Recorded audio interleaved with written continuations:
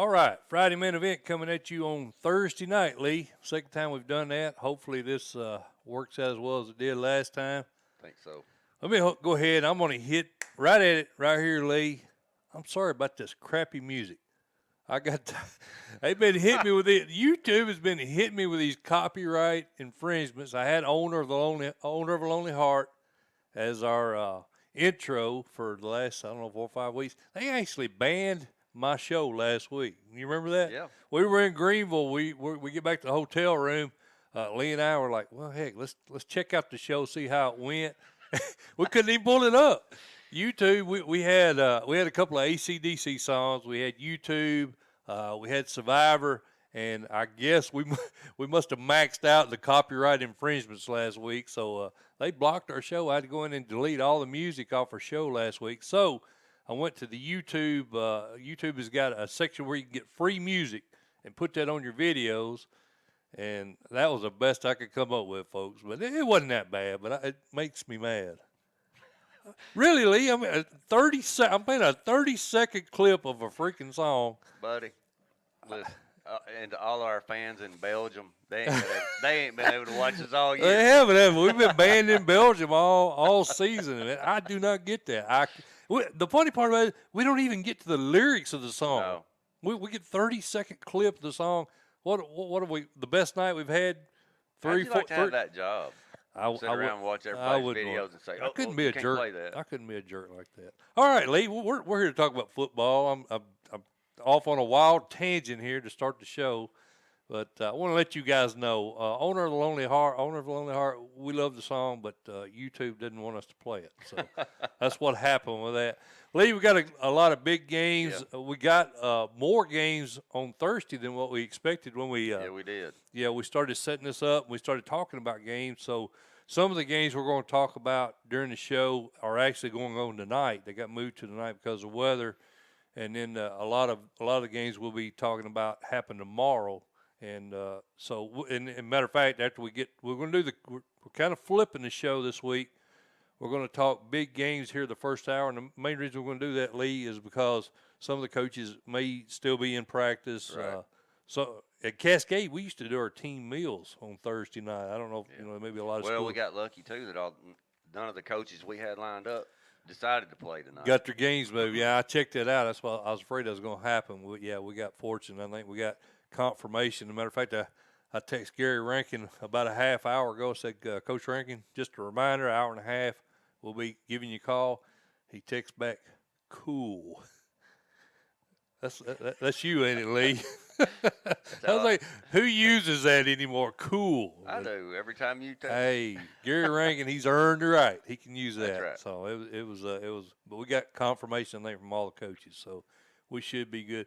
Lee, let's get things started. We had Clarksville Northeast head coach Chad Watson on with us last week, and of course, he's in the same situation as we found out today. Giles County is in, and we'll hit on that topic a little bit later. But Clarksville Northeast had to forfeit their first 5 games. And Lee, I don't remember the last time a team that was undefeated on the field going into week 9 had to win a game to get into the playoffs. And that's exactly where Clarksville Northeast is at tonight. Yeah, and I know they're at home tomorrow night, but Buddy Henry County ain't no joke. Yeah. They lost to a really good 6A squad in Germantown. Right. Chad, or Coach Watson, he's got to win this ball game to get in. Man, that's a tough one to have to win. But I think his kids are ready. I think he's got the best 1-2 punch in the state in the backfield. Or if not, he's top 2 or 3. Buddy. Yeah, I agree. Buddy, I'm going to go with Clarksville Northeast because they got to get it. They got to win. Yeah. I don't know if Fred Orr is hurt, Lee. I noticed that he didn't have any stats last week, so I don't know what the situation there is. Of course, Tariq Freeman has just been going off. I think he had 283 yards the last times they played a couple weeks ago. Both these teams are off a bye week. That's right. So they're prepped. Exactly. So I don't know who you'd give that advantage to, if any advantage to be gained by coming off a bye week. Both of these guys, really good coaches, really good staffs. We kind of got into that with Coach Watson last week. Matter of fact, I think next week, Lee, is probably going to be a tough week for Coach Counts over at Henry County. If you'll remember, his dad, legendary coach here in Tennessee football, passed away. I think it'll be a 1-year anniversary of that. That's right. Next week.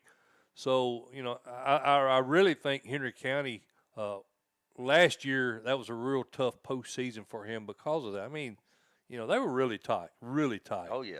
Well, his dad was a legend. He was, and they coached together a lot. So I think that may have I can't help but think that didn't have, some type of effect on how much he was into and that may give him more fire this year. I mean, look, dude, like you said, they're 7-1. Germantown, the only loss. I'm gonna go with you, Lee. I'm gonna go with Northeast because it's desperation time. But look at it this way, though. You got to look at it. If you're Henry County, you have the opportunity to eliminate probably your your biggest competition absolutely. in postseason. You got the opportunity to eliminate them right here. Absolutely. So when you think about it like that, I mean, I'm sure Coach Counts is putting everything into this game. Well, this potentially, if Northeast wins this ball game, I look at this probably as a quarterfinal matchup. Yeah, I agree. Right back I think so. again. Obviously, I believe Henry County would have However, I like Kirby. That's true. I like Kirby. Buddy, Henry County's, I think, maybe had a little tougher schedule, just a little bit tougher with the Germantown Haywood Beach schedule. But I like Heath Williams, that quarterback for Northeast. Yeah, he's done really good, Lee. And Dillahay on defense, he's lights out too. So I'm gonna go with Clarksville Northeast, like you said. They gotta win. They gotta win. I'm gonna go. They know what's on. I'm gonna go with you. So we're going Northeast. Northeast. Eagles. Eagles. Talking about Eagles, Lee, I think this is where I'm going tomorrow night. The plan is anyway. That's provided it's not raining. I'm not going to go out. I'm 51 years old. I'm not going out sitting in the rain. You don't need to get pneumonia. I don't need to get pneumonia. I may not recover. But I think I'm going to head over to Page, Coach Rathbone. We think a lot of him. I've been texting back and forth with Coach Palmer this week because they had an unusual situation. He's losing two of his starters on defense, J.J. Martin and Wright. Mason Wright. Apparently there was a skirmish at Columbia last week with Shelbyville. I think they were like 40 points ahead at the time. They wound up winning that game 51-17. J.J. Martin is the leading tackler for Shelbyville. So you're taking him out of the equation, and then Wright, he's had an outstanding year as well. That's a lot to get over, Lee. On the road, too. On the road against a really, really good Page team. Well, buddy, I hate to say it, but those two youngsters, sometimes your adrenaline gets the best of you, but you got to be thinking ahead here a little bit. So hopefully Coach Palmer's got that settled down. They're not playing. Maybe he's got that one-game suspension. They're going to learn from it. Yeah. And it's a good opportunity for the rest of the team. Hey, I got your back. That's right. We're going to get this one for you. Sure is. The concern for me in this ball game, Mike, is if it's raining tomorrow night, as everybody's predicting. Right. That's going to probably, I think, nullify the advantage of either team passing the ball. I think both quarterbacks are at lights out. Mm-hmm. But who's the better of the two running teams? Right now, I'm going to have to say Shelbyville on the ground. Yeah. Caleb March, you're right. Lee's having a heck of a year for Shelbyville. I like the quarterback matchup. You got Grayson Trammell, the senior, against Cade Walker, the junior. And really, I think the only game that Page has lost to Ravenwood, I don't think Cade Walker was in that game. I think he was out injured that week. So, I don't know. You're exactly right. Caleb Marsh may be the difference in the game. He's had a heck of a year rushing the ball for Shelbyville. I'm going to go with you on this one, too. Boy, this isn't much fun, is it? So you're going to go Shelbyville? I think I'm going to go Shelbyville. On the road. But this one right here, Lee, coin toss, exactly. I don't know. I'm going to go with Shelbyville, too, just because, if anything, Grayson Trammell.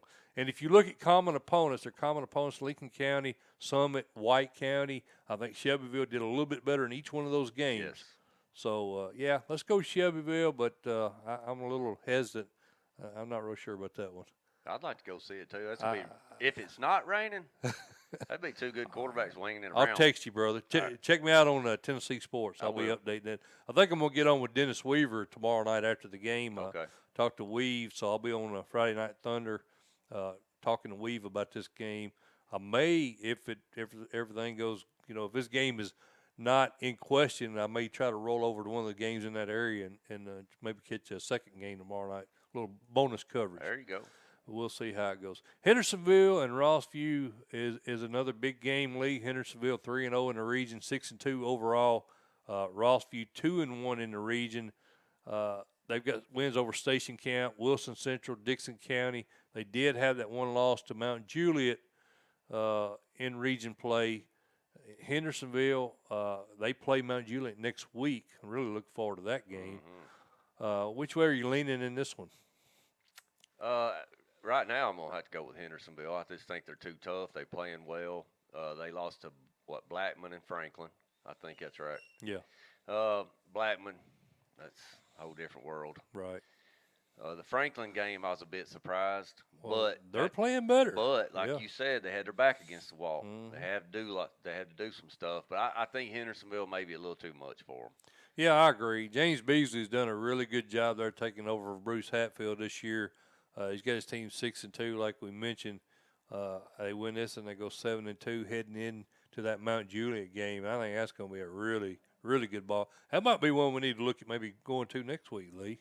Well, this Hendersonville Rossview, it's got several implications. If Rossview wins this, man, that makes throws a little mix. Yeah. What about Lebanon's already lost 2 games, correct? They lost right. to Mount Juliet and Hendersonville. So 8 points total. Lebanon's still in the mix, man. They can still somehow squeeze in, I think, and get that second. Well, let's see. They play Rossview next week, That's right? So if Rossview wins against Hendersonville, then Lebanon could turn around and beat Rossview. And then what's that called? A 3-way again? Yeah. Well, no. Oh, yeah. You mean if that ain't going to happen, Lee. It ain't going to happen. Hendersonville's going to win this game. What happened last year? I don't remember. I slept since then. Man, they had a 3-way tie. Had a 3-way tie. And then Lebanon got the short end of the stick and had to play Oakland. And yeah, right. I remember that because they went to overall records and Lebanon lost out. Yeah, you're right. I'm going Hendersonville. We're going to take this out of the equation. I'm going Hendersonville too, and I think Lebanon gets Rossview next week and takes third and avoids Oakland. And they play in their arch rival tomorrow night too. Lebanon is Wilson Central, so that's a big one. Yeah. I think Lebanon will get them, but yeah, I think so too. We're going Hendersonville, right? Actually, that game's tonight. It got moved, didn't it? Yep. You're right. Lee, this game here suddenly took on huge, huge ramifications as it was a non-region game, and we didn't think it would be really, a lot on the line yesterday. Giles County heads to Tullahoma, and the flyer that I saw today said that Giles County forfeits 5 wins, which basically they're 0-8 now, correct? That's correct. And we're eliminated from postseason play. But you and I looked at, the region standings as of now, and it looks to me that Stratford is now at 2-7, correct? That's correct. 1-2 in region play. They play Giles County next week. Okay, Whites Creek is at 1-2, 2-7. They play Pearl-Cohn. They're not going to beat Pearl-Cohn. So they're going to finish 2-8, 1-2. You with me? They're going to be 2-8, 1-3 in the region. 1-3, yeah. I'm sorry, 1-3, correct. That's right. Okay, so if Giles County beats Tullahoma, that's a win. I know, that's a win. And if they beat Stratford next week, they're sitting 2-8, 1-3. That's correct. Right. And then if Stratford loses, which we're saying Stratford loses that game, that puts them at 1-3, 2-8. Get 3 teams, 1-3, 2-8. I think overall record is the first tiebreaker, which said all be the same. That's right. I didn't look this up, so I apologize because Lee and I were just talking about this right before we went on air. But I'm thinking towards the top of those tiebreakers next is wins over teams with 50% or more wins. And I may have that wrong, so don't peg me here on YouTube. I know that's up toward the top of the tiebreakers. If that be the case, Giles County beating Tullahoma is going to trump Whites Creek and Stratford's non-region wins, That's correct. which would put Giles County at third place. Is that the way you see it?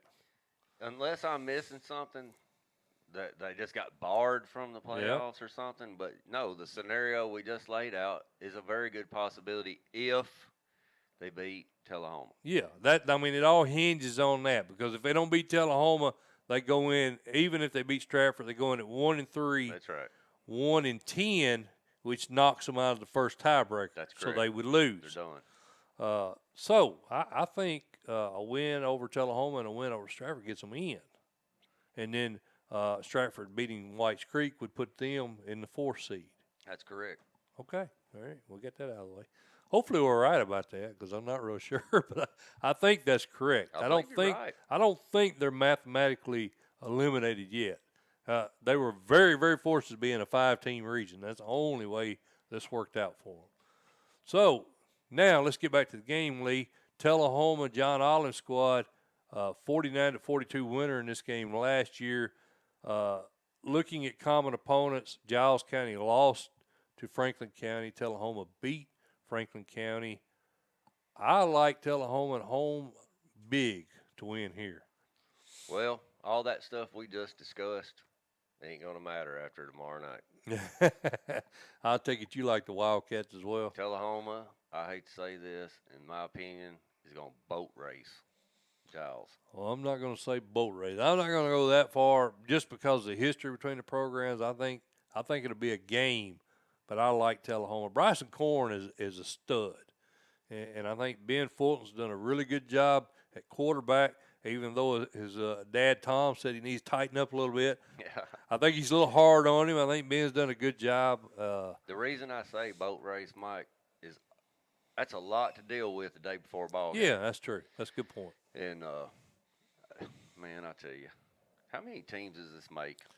Well, Five, you four, got three, you got what Powell, you got Northeast, CAK. Giles, CAK. It's at least 4 teams that have been flagged with illegal players and forfeited games. People, so please, coaches, cross your T's and dot your I's.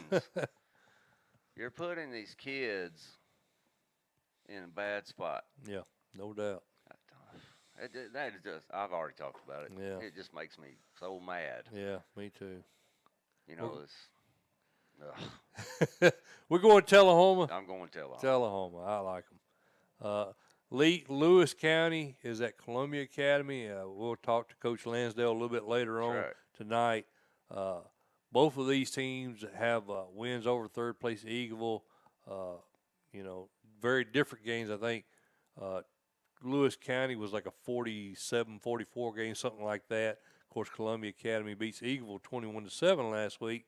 And we're going to talk to Coach Lansdale. Of course, his quarterback went down last week. That's right. Well, it's been 2 or 3 weeks ago. Torn labrum in his shoulder. I don't know. Is that going to be a factor tonight? It could be. The reason I say that is Coach Sharp runs that wing T. Well, last year, Columbia Academy struggled, I thought, in the playoffs against, was that Union City? Yeah. They just ran it right at them. Yeah, they run that veer, I think. Yeah, so it was a ground attack. Right. And if you can't get them off the field, and then you're missing your quarterback to generate some points to get them kind of out of their game plan, that wing T is predicated on 3 yards in a cloud of dust. Mm-hmm. If you get them behind in the wing T, they got to do a little bit something different. Ooh. And they're both teams sitting at 7-1. 7-1 and undefeated in region play.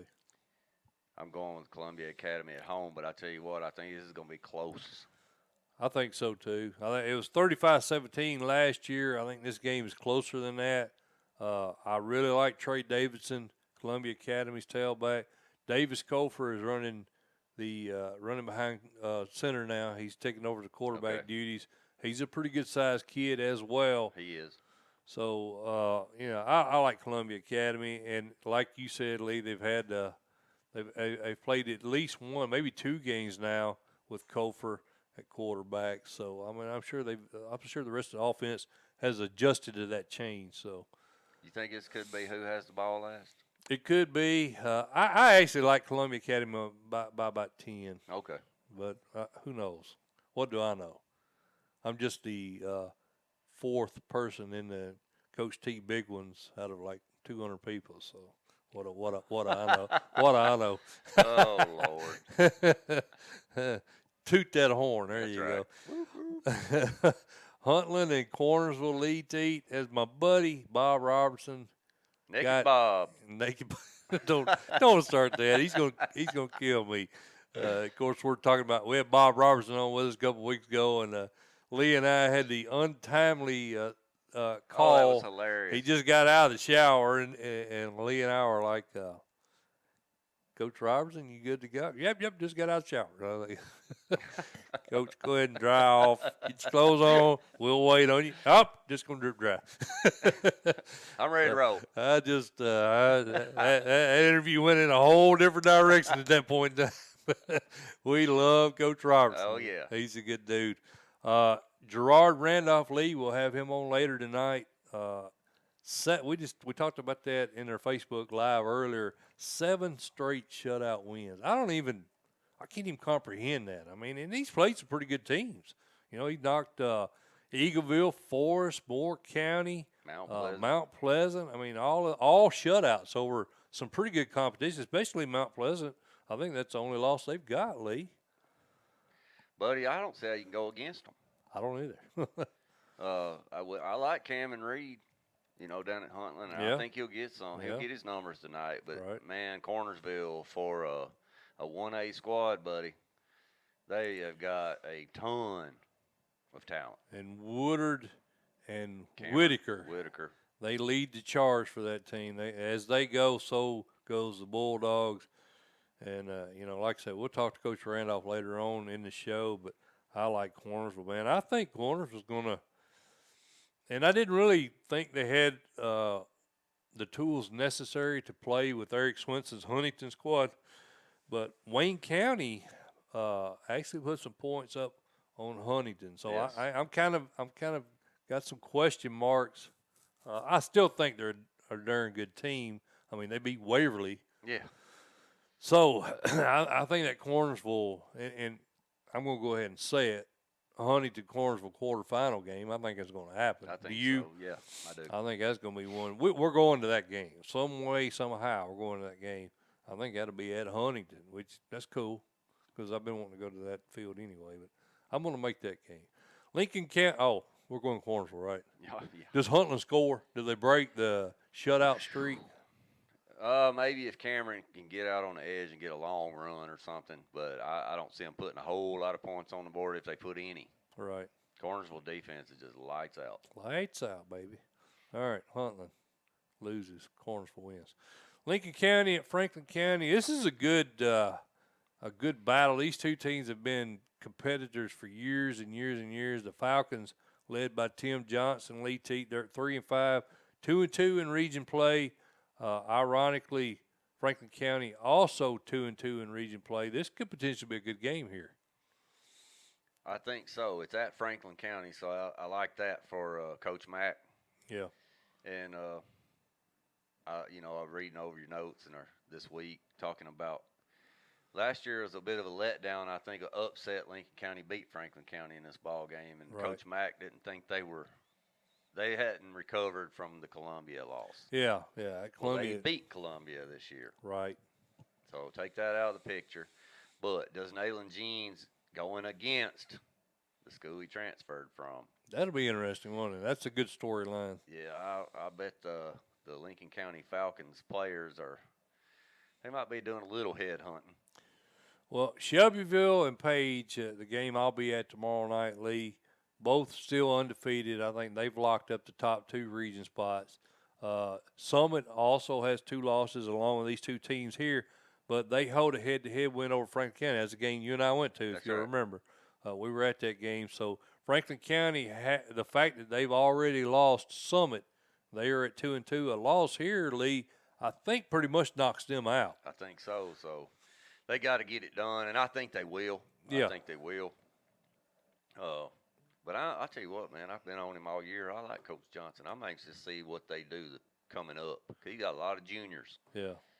So. Well, I think even if Franklin County wins this one, I don't think it really matters what they do next week against Shelbyville, win or lose, they'll be in, because Lincoln County will be at 3-3, even if they win next week. So I think that gives Franklin County, they're in. They win tonight, they're in.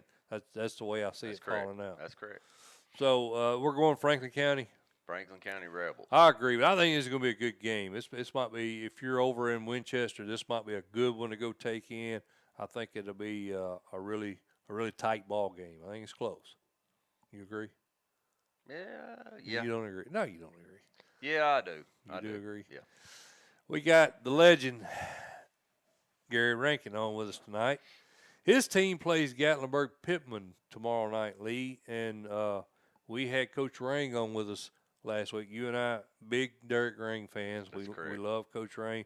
I think of the young coaches in the state of Tennessee, he's among the best.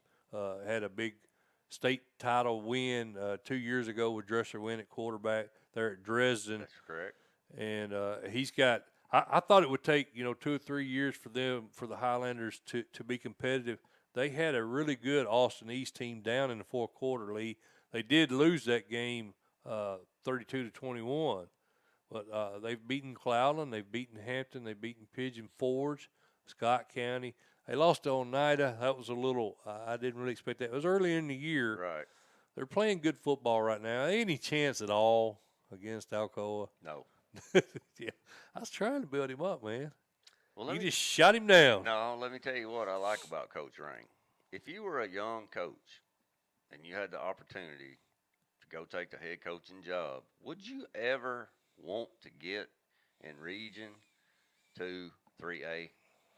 Would you take that job? That's how bad he wanted to get back over in East Tennessee, I think. Well, that says a lot about him, though. Well, yeah, he didn't back down from the challenge. He didn't back down knowing I'm going in region play against And you Alcoa. got the sense last week, Lee, he thinks they're going to be right there with Alcoa in the next year, and they may be. And in competing with Austin East and Alcoa, I don't know very many coaches that probably thought that was an attractive job. Yes, that's a good point. And he jumped all over it, and he's turning it around. So, yes, shout out to Coach Rang. But this Alcoa team. Maybe the best in the state. Maybe the best in the state. And that's in all classes. Yeah, exactly. Walker Russell is a senior quarterback, led them to the state title last season, is having a really good year. Kevon Tyson, very talented running back. That's correct. They don't have a chance to win this game. And I love you, Coach Rang. I'm anybody in the state to say the same thing. We believe in you, brother, but you're going up against a dead gum monster tomorrow. Buddy, this is Jim and Joe's right here. Yeah, it is. It is, no doubt. So we won't spend much time on that one, Lee. We'll go Alcoa, correct? Alcoa. Beach and Gallatin region title implications. Gallatin still undefeated in region play, Lee. I think probably the game that surprised me as much as any this year was Gallatin's win over Hillsboro. We've had Hillsboro in our top 5. Gallatin beats them. They seemed to, I think they may have come back down to earth a little bit. They did get beat by Hendersonville 35-0 last week. Both these teams coming off a bye. I think Coach Crabtree, I think Lee, initially to start the season, he struggled finding a replacement for Nelson Smith, the kid that led them at quarterback, to the title last year. That's correct. So I think he kind of struggled trying to find a replacement. Sophomore Caden Cottrell had got to start against Station Camp a couple of weeks ago. He's also started junior Bobby Whitley. He started Jackson Bryan. So I think he's moved different people into that spot. I don't know if he's found his guy right now with Cottrell.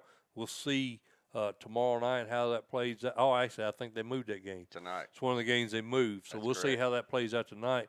I like Beach in this one because I think Beach probably has a little bit more talent and they've got a lot more experience. I know they only had 3 starters back on both sides of the ball, but those other kids, Beach won their games big last year. Those other kids got a lot of time in the lineup. Do you read anything into Beach losing to Hillsboro and Gallatin beating Hillsboro? Not so much because I think Hillsboro's hitting their stride now. I think so, Hillsboro got off to kind of a rough start, a little slow start, but I think now they're not playing at home this year, right? Is that the team? No home games. No home games. So, it's probably a topsy-turvy season for Hillsboro, for the Burros, and I think they're adjusting now. They definitely playing better ball the last 3 or 4 weeks. And that, unfortunately for Beach, they caught them toward the tail end of the season. I think had Gallatin caught them now, Gallatin wouldn't have beat them. What do you think about that? Yeah, I'd say you're probably right. Well, you look at it, man. They lost to Mount Juliet big the very next week after they beat Hillsboro. So I don't. This Gallatin team is hard for me to figure out. So you're going Beach? I'm gonna go Beach. Just for the sake of going the other way, so we ain't homering it. Yeah. Here, I'll go Gallatin at home. All right. I like it, man, because I don't have a real good feel either way on this one, Lee. So that might be a good pick. Greenback and Midway up in East Tennessee. Greg Ryan, dude, I think he may be the Jerry Seinfeld of high school football. and I'm going to explain that. Do you remember that episode of Seinfeld where, like, Jerry threw a $20 bill out the window and then he put his jacket on and he had a $20 bill in his pocket? He always breaks even. I mean, you get Breeden Gilbert transfers out, and this kid is an absolute freak. He's a stud. Yep, crazy. He transfers out, and of course, this is the $20 bill that went out the window. Turn around a couple weeks later, and Alcoa's leading rusher from last season in the championship game, Jalen McCord, transfers in.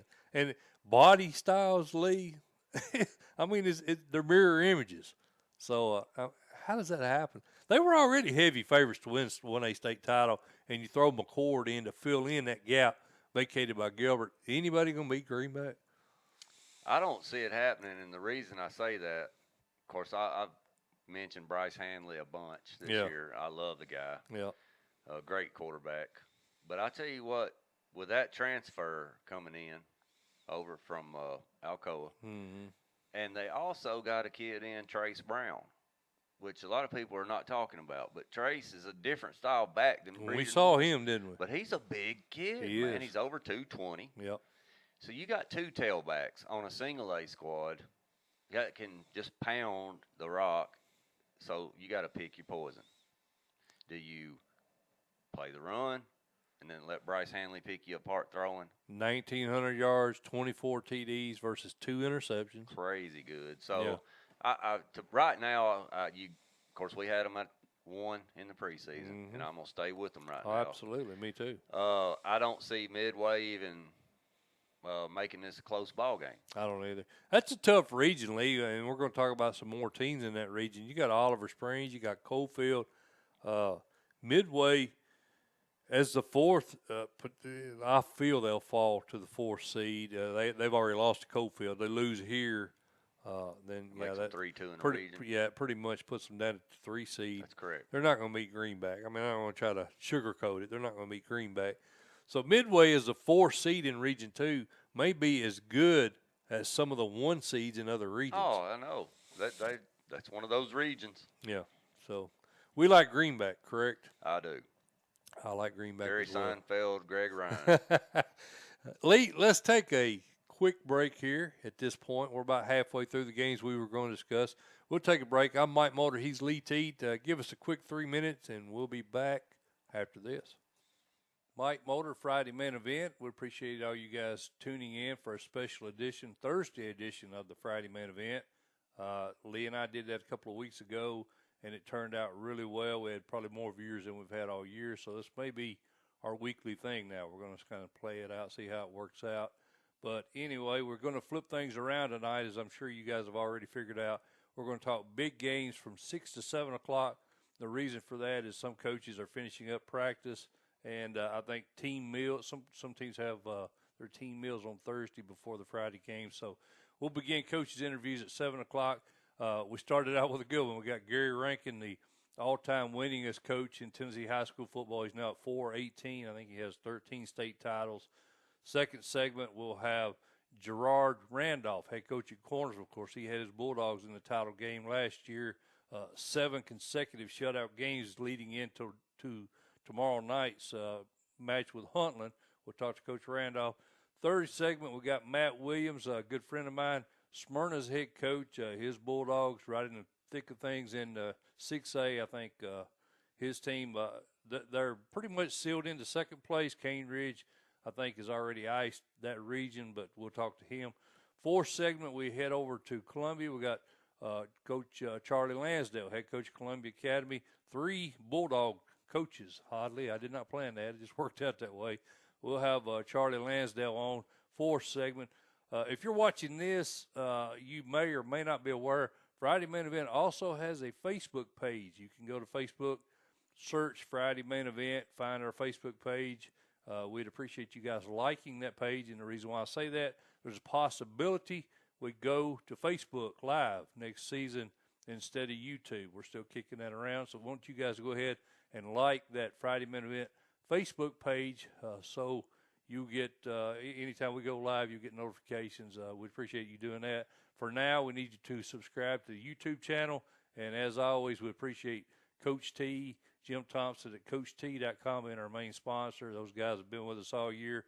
The only pregame show endorsed by Coach T, and that's been a good situation for us, and I hope it's been a good situation for those guys as well. We appreciate Coach Thompson. But, again, Friday Main Event, special Thursday night edition. We will let you guys know during the week if that's something we plan to continue. Check us out, Facebook Live, on Twitter. We're at Tennessee Sports. You can follow us on Twitter and like our Facebook. For Lee Teat, Mike Mulder, Friday Main Event. Appreciate you guys.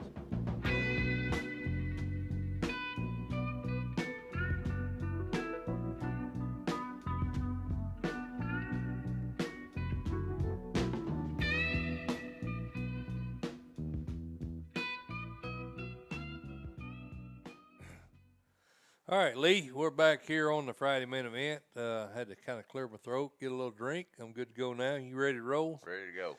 We are the Friday Main Event. We are here on YouTube, as obviously you know if you're watching the show. You can catch us also, FridayMainEvent.com.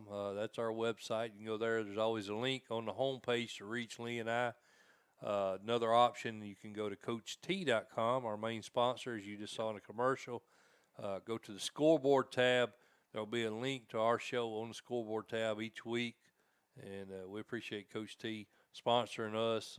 He's been really good to us this year, Lee, and retweeting all of our tweets and setting up the link for us. So, Coach T, great guy, great website. I always enjoy getting on there and cutting up with a lot of you guys that are watching now. That's right. It's a great situation for us. Lee, we're going to get back to big games. And we still remember in 20 minutes we'll have Gary Rankin on, so hang around for that. We just got down. Man, we're going to step it up a little bit, brother. We are way behind. Let's roll. Peabody and Trinity Christian, and we've got some Peabody watchers, man. Some of them Peabody folks watching us every week. Big game tonight for them. Peabody 7-1, 3-1 in the region.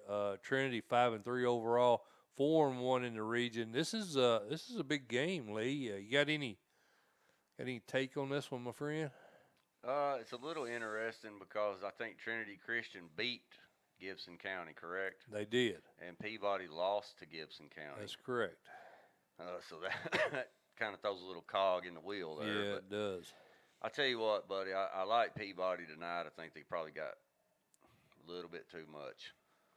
Well, you've got 3 teams, I think, with 1 loss now. If Peabody wins tonight, Lee, they're in the driver's seat for the region title. They'd only need to beat Adamsville next week. And Adamsville's kind of down a little bit this season. So if they could beat Adamsville and obviously beat Trinity, they got the region sewed up.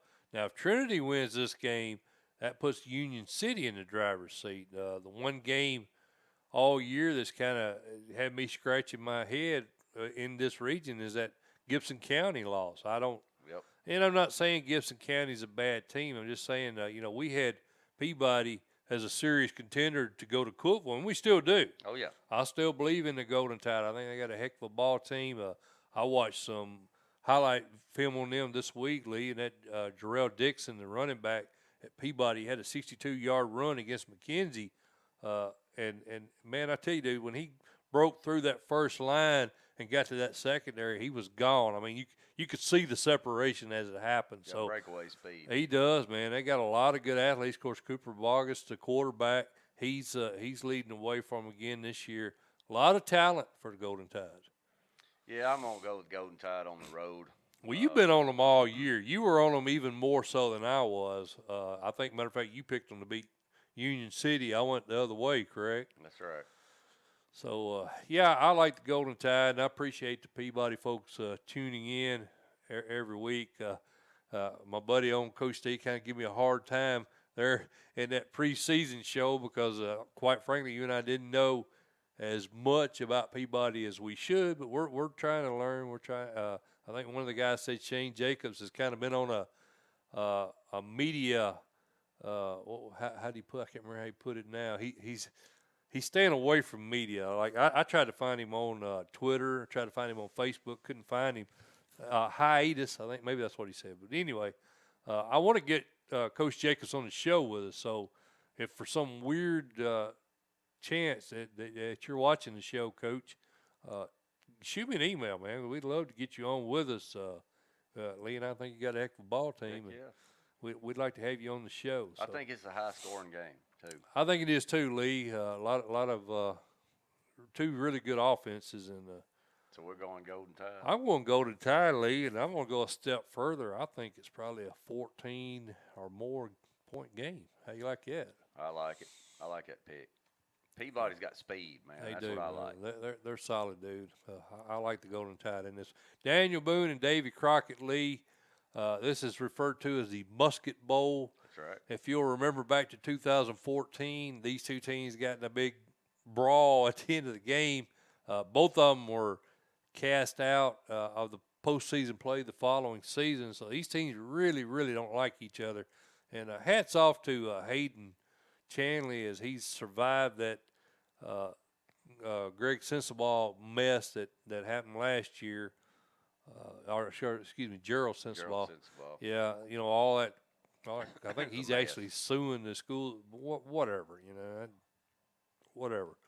So Hayden Chanley kind of walked into a difficult situation, but he's got the team at 8-0, 4-0 in the region play. They beat Tennessee last week. Cade Larkin's a quarterback, Lee, having a heck of a year for him. 305 yards in that overtime win last week. Who do you like in this one? This is a straight toss-up for me. I mean, it has been always a straight toss-up. I'm going to go with Daniel Boone, and the only reason I'm going with Daniel Boone is I think strength of schedule might favor Daniel Boone just a little bit. Yeah. But this is a big game, and, hey, Coach Chanley, 25 years old, dude. That's crazy, isn't it? That's sitting at 8-0, and he's at home. Yeah. That's a toss-up. I'm just going with Daniel Boone off just one thing. I think strength of schedule, they may have played a little tougher schedule, and that's going to help you down the line. Yeah, yeah. I mean, I can see that. I understand that pick. I think traditionally, I think it's kind of a flip a coin situation about every year with these two teams. I like David Crockett. It's just I like the story behind it. The big win, the Tennessee win was big last week. So and they're returning a bunch of starters, too. Yeah, and they're at home. So I'm going to go David Crockett. They did win this game or lost this game last year, 28-21. But I'm going to go with the Pioneers to win this one. All right. Elizabethton and Sullivan South. Whew, I feel sorry for the Rebels. We were up there last week, Lee, and I guarantee you the Fighting Cyclones are ready to kick some rear end this week. Buddy, I bet Coach Witten, if he could put 100 up this week, he's going to try it. Yeah. I I was shocked at how big Carter Everett was. He's 6'4", 6'5", isn't he? He's a good-looking player. He's a good-looking player. He's really impressive, and I thought Corey Russell looked really good. The receiver, he's not real big, but man, you throw anything in his zip code, he's going to snatch it. That's right. I like Elizabethton. I like Elizabeth. There's no need to spend a lot of time on this one. I totally agree with you. I think the Fighting Cyclones exact some revenge on Sullivan tonight. That's tomorrow night. I get it all mixed up. They've changed so many games. Oliver Springs and Coalfield, Lee. We talked about this a little earlier. I think you may disagree, but I think Oliver Springs may be the best 1A team nobody's talking about. They started out the season last year, Lee, 0-5, I think. Won 5 of the last 7. Wound up getting to the second round. 8 of those kids are back on offense, 7 are back on defense. And I always look at teams in the preseason, and I don't know why I missed this, but that's one thing I look at. If a team has got a lot of returning starters, I look at how they did the second half of the previous season. Again, they went 5-7 the second half to get themselves in the playoffs. They are the only team that has played with Greenback this year. They actually had Greenback down in the second half. So that's the only loss they've got, Lee. They beat Bledsoe County. They shut out Kingston. And Northview Academy, 3A teams, and we're talking about a 1A team That's here. right. That's a team you better watch out for. South Pittsburgh, Whitwell, you guys are focusing on Greenback. And I still think Greenback's coming out of that quad. But I think this team right here is going to beat Coalfield, get second place, and I think they're going to play Greenback again in quarterfinals. Very good possibility of that. And I like that pick. I kind of feel the same way, man. Oliver Springs is kind of not hearing a whole lot about them. Yeah, and under the radar, hey, man. buddy, that's not always a bad thing. Yeah, that's right. And, Coalfield, I think, is a perennial power. Yeah, they're Henry does a heck of a job always there. In the mix, but I think this year, if you're going to get them, you get them this year. Right, yep. I mean, they're young. They lost a whole lot of McKinney. Yeah, he graduated, and they're young at a lot of key spots this year. You're exactly right. You're going to get the Yellow Jackets. This is the year to get them. So I'll take the Bobcats. All right, brother. Did I talk you into that, or you already leaning that way? No, I was already leaning there. All right. Well, I thought maybe I talked you into that. Our buddy Marty Wheeler kind of gave me a little shock last week, Lee. They did wrap up that Region 7, but it was close. South Gibson went 28-27, went down to the wire with them. And, I like Sterling Lomax, and, man, he's got some talent around him. Keyshawn Gant and Kadarius Page, 2 of the best in the state there for the Chargers. They've got Crockett County Class 4A, pretty good squad. Who you like in this one? I like Covington on the road. And that game was moved tonight, Lee. Yep, That's another one. I like Covington on the road. I know Crockett County's a bigger school, and they've been playing pretty good ball, over the last years. Yeah. They've been playing pretty good, but, buddy, Coach Wheeler's rolling right along at 8-0. I know he had a little tough one last week, but kids are resilient, and he's going to have them ready to go. They don't have a lot to play for tonight, Lee. This is a non-region. They've already locked up the region. But what they do have to play for is that undefeated season. That's you don't correct. get many opportunities to do that. So I think they're going to play their little rear ends off tonight, and I think they're going to get the win. I do too. Moving on, Livingston Academy in York. And I only put this one on the schedule for one reason, Lee Teat. You know why? Because Lee Teat made a statement last week, I will not pick York again this year. They burnt me. You remember that? Yep. So every time I pick them. Last year they got me in the playoffs against Red Bank. They did. They have wore you out. I'm not going. Sorry, Coach Wright. I'm going Livingston Academy. Coach Lamb, come on, baby. I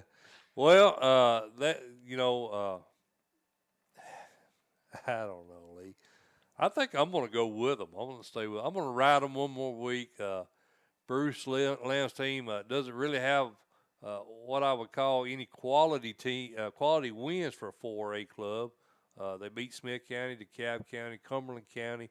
They've lost to Cookeville, Upperman, and Stone Memorial. All the teams that I would consider pretty good squads, they've got beat. They'll play Macon County for second place. Probably the weakest. I think it's the weakest 4A region in the state. Yeah. You agree with that? Oh, yeah. Because right now, they're going to match up, Region 3, they're going to match up against Tullahoma's region, and Maplewood, Tullahoma, Nolensville, and Marshall County, and I think they're going to get swept again this year. That's probably the toughest 4A region. Yeah. Well, Stone Memorial is they may be the one team that wins a game in that first round. I won't say a sweep. Stone Memorial is a pretty solid team, but I think Region 4 wins 3 out of 4, no doubt. I'm going possibly all 4. Wildcats. I get Dragons. Every time I pick York, they beat me, man. I know, and that's the reason why I'm gonna pick York. I know, because that'll just piss you off even more. Exactly. All right, Thanks, buddy. I got York, brother. I put that on there just for you. South Door and Knox Central. Lee, this is going to be a really good game here. It is. Region 2, tough game to pick. 2 5-18s. Clark Duncan squad 7-1, 5-0 in region play. Bryson Rozier, Knox Central Bobcats. They won. Is that Rosser or Rozier? How do you say that? Rosser. I've heard it both ways. I didn't know what the correct way to say it was. Rosser sounds good to me. 6-2, 4-0 in region play. They've won 6 games in a row. Lee, Central was in our top 10 for sure. Top 10. I can't remember if we had them in the top 5, but we definitely had them in the top 10. They started out kind of rough. They did lose to Fulton in Tennessee early on. That's right. They've won 6 in a row now. Who do you like in this one? Not Central. They're rolling. I don't see them stopping. I like them too. I'm not going to spend a lot of time on that one, Lee, as we're getting up against the clock. Knox Central, Bobcats. Memphis Central and Germantown, another game. Major Wright comes over from Raleigh, Egypt's done a really good job with that Central team. I don't know if they beat Hamilton last week or not. I couldn't find a score on it. It wasn't on Coach T. I went to TSSAA website. I don't even know if they played that game. They were supposed to play Hamilton, I think, last Saturday. I'm going to assume they're 7-1. I can't imagine Hamilton beating them. Right. And then Germantown, of course, 8-0, undefeated. They do have wins over Henry County, Jackson Northside, Houston. You know, Houston's a good squad too that nobody talks a lot about. I like the Red Devils. If they don't look ahead, they got Whitehaven for the region title. Is surely to goodness Coach Smith's not going to let them look ahead. He won't. I like Germantown in this ball game. Yeah, I do too. I think maybe closer than because of the looming game with Whitehaven. This game may be a little closer. If that wasn't on the horizon, it might be a bigger win for Germantown. You buy that? I do. I think if Germantown gets any type of a lead tonight, 2-3 scores up, I think they start sitting kids. Yeah. That's a good point. So it may be or limiting their. Yeah, it may be closer because of that. I didn't think about that. That's right. I mentioned Kirby earlier, Lee. They host Mumford tonight. Mumford not playing that great this year. They lost a whole lot of kids off that team last year. It was 9-3.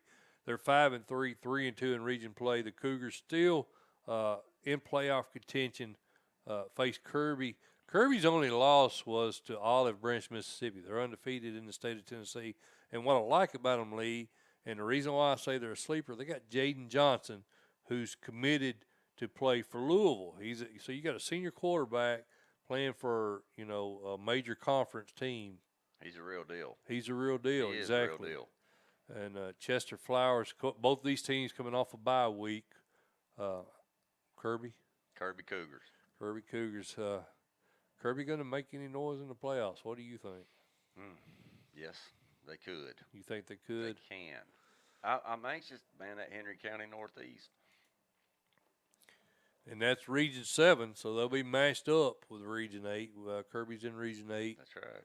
So we'll see. That'll be some good ball games. You got Southwind, Brighton. That's probably going to be your biggest competitors, I think, over in Region 8.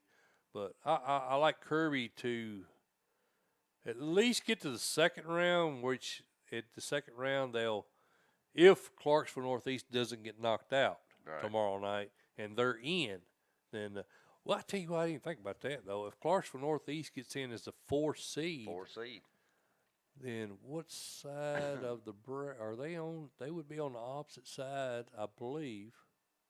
They'd be on. I need to look that up. I should have looked that up, Lee. I think that would put them on the opposite side of the bracket from Henry County, where you still potentially have a third-round matchup. I'm not 100% sure. I need to look it up. I'm not going to say that because I'm not sure. But at any rate, Kirby's going to be in the mix. White Station, Whitehaven, Lee, and you remember Coach Salisbury got on us last week. He did. You pissed him off, I think. I did. Yeah, you did, because he was saying you need to respect Coach Riccone. Don't look. We tried to get him to talk about Germantown, you remember? But Coach Salisbury did not want to discuss Germantown because he's got White Station this week. And I understand that. Those guys go back a long ways.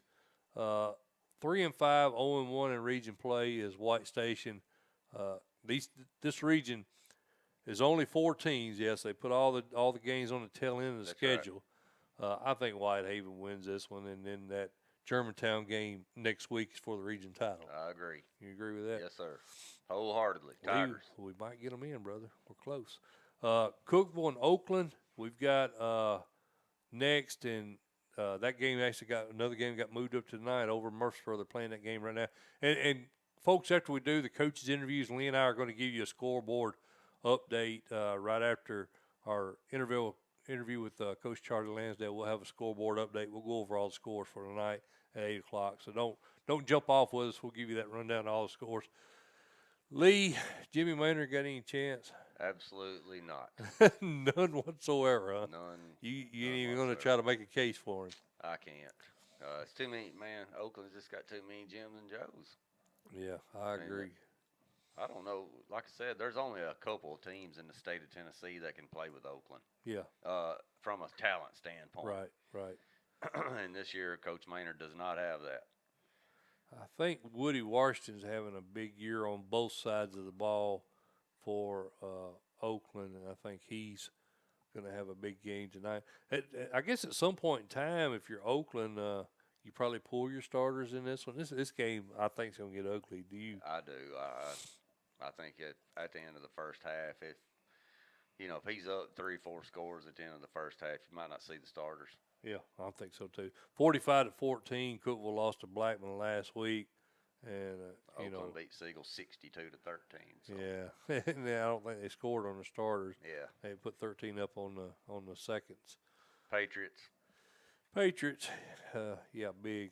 Science Hill, Jefferson County. Stacy Carter's team. They're 4-5 overall league, 3-2 in region play.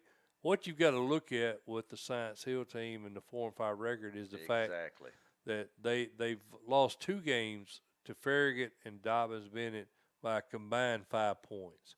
So they get those 2 wins, and we're looking at them as a contender there out of Region 1. But the fact that they lost those games, maybe not so much. I think they come on at the end and they shock some teams. I think so. I like the Hilltoppers. I like the Hilltoppers. Look who they lost to: Elizabethton, Greenville, Farragut. Yeah. That's pretty brutal. Pretty respectable teams, isn't it? I think they. So don't read too much into that 4-5 record. That's right. They beat Jefferson County tonight. Last game on our list, Lee, Johnson County, Cloudland.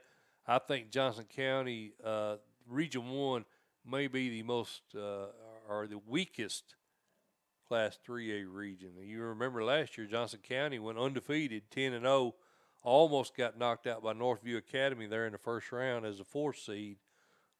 I think it's kind of the same this year. I think Cloudland is probably one of your better 1A teams. They're sitting at 7-1, 3-0. Mike Lunsford, who came over from was it Hamilton? Yep. That's not right. Who was it? Harriman? Lunsford. Yeah, come on, man. Cloudland. No, I mean, where did he came over from? Oh man, I'm having a brain fart because his son's coaching there now. Is it Harriman? I want to say Harriman, but they don't sound this right. is his second stint. Yeah, this is his second stint at Cloudland. I was trying to think, man, getting old stinks. He was wherever his son is now. That's where he came from. At any rate, that's irrelevant. What I was getting at is he's got a really good team, the Highlanders, Class 1A. I think they knock off Jefferson County as a 3A. You agree? Yeah, I think Cloudland at home is going to win this ball game. I do too, even though it's 1A. Last year, Johnson County won it. I don't see it happening this year. No, I don't either. All right, Mr. Teat, we got through them, brother. All 23 games I have, we got it done. 6:59, we got to get Coach Rankin on the phone. So, Mike Motor, Lee Teat, Friday Main Event. We're going to take a quick break so we can get Coach Gary Rankin on the phone, and we'll be back after this. Hello, Friday Main Event fans. Mike Motor here. Hope you're enjoying this Thursday night edition of the Friday Main Event. And for those who are wondering, no, we are not going to change the name of the show to the Thursday Main Event. I've got several inquiries about that. We'll keep it Friday Main Event. We're kind of in limbo. We're not real sure what direction we're going to go for next season. Right now, we will probably keep the show on Thursday night, depending on the feedback from the show tonight. But we haven't determined that for sure yet for the remainder of the season. Next year, we got a few possibilities. We potentially go back to radio. We may do Facebook Live. We may do statewide podcast, or we may continue how we're doing it this year. We haven't decided yet, but we will not be changing the name of the show. It will remain Friday Main Event, which would make more sense if we stayed on Friday, I guess. But we'll cross that bridge when it becomes an issue. Wanted to remind you guys we're sponsored by CoachT.com, and Jim Thompson have been great. Really helped us out a lot this year as far as getting our name out there and posting links on his website. He retweets us. Just been a great guy to partner up with, and we appreciate Jim Thompson and CoachT.com. Wanted to remind you guys we do have a Friday Main Event Facebook page, and really need you guys to go to that. All you got to do is just go to Facebook, search Friday Main Event, and you'll find our page there. And the reason why I say that, if we do go to a Facebook Live format next year, you're going to want to get notifications. So obviously, when we go live, you need to be liking the page so you'll be informed when that happens. This show, Gary Rankin, Gerard Randolph, we've got Matt Williams, and we've got Charlie Lansdell. I mean, that's just a small sample of what you guys that have been with us all year have seen. We've had big name coaches from all over the state. We had Coach Salisbury last week. You name a guy that's had a lot of success in the state, Kevin Creasy. I mean, any Vic Ryder. I mean, I can say her names all day, but we have them on the Friday Main Event. You're not going to get that anywhere else. There's nowhere else that I'm aware of in the state that goes statewide, east to west, and finds these coaches and lines them up and, gets you the exposure that you want statewide. So we appreciate you guys staying with us, and we hope you'll continue to watch the Friday Main Event, like the Facebook page, and subscribe to the YouTube channel. Until next week, Mike Mulder. Appreciate you guys. All right, we are back here on the Friday Main Event. Mike Mulder and Lee T. Thursday night edition of the Friday Main Event. That's kind of weird. Coach T wanted to know if I was going to change the show to Thursday Main Event. Hey, we're still talking about Friday night sports. So. I told him I had too much darn money tied up to change my name of the show, so he understood that. Lee, we've just talked about big games. We got one of my favorite coaches on with us now. We got Alcoa head coach Gary Rankin on with us. Coach, how you doing? Doing good, Mike. Appreciate y'all having me. Hey, we appreciate you joining us, Coach. Hey, man, I just talked about the weather, brother. Have y'all got pretty good weather up there for this upcoming game tomorrow night? Always nice weather in East Tennessee. I don't know he's gonna say that. We got good weather. I think we're gonna be lucky tomorrow night. I don't think it moves into about 12 or 1, so Everybody should be able to get their games in tomorrow night. Should be good. Good deal. Well, Coach, I think you're sitting at 418 wins now. Of course, you've been at Smith County, Riverdale. I think you spent the last 12 years there at Alcoa.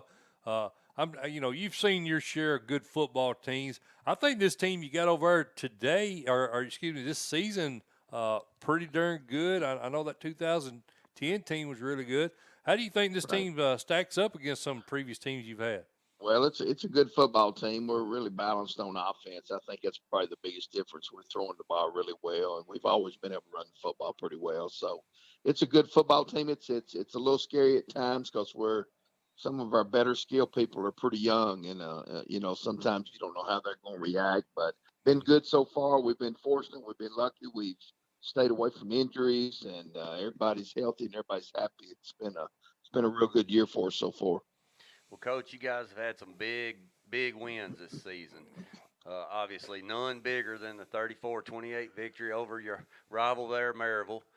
I honestly think a lot of fans there at Alcoa, for a lot of them, a win in that rivalry is probably second to winning a state title. Or first. Would you agree with that? Agree with both of you said. Yeah, agree with both of it. And they're a good football team. I mean, I think when they beat Oakland, and, the word up here, and, before Oakland and Maryville played, that Oakland was one of the better teams to come out of Middle Tennessee in quite a while. And, when they came up here and Maryville beat them, and that took on some light up here, and then we were able to turn around and beat Maryville a couple weeks later. So, but we played awful well that night, and they've got a good football team, and we certainly deserved that win. We outplayed them, and uh, our kids played great.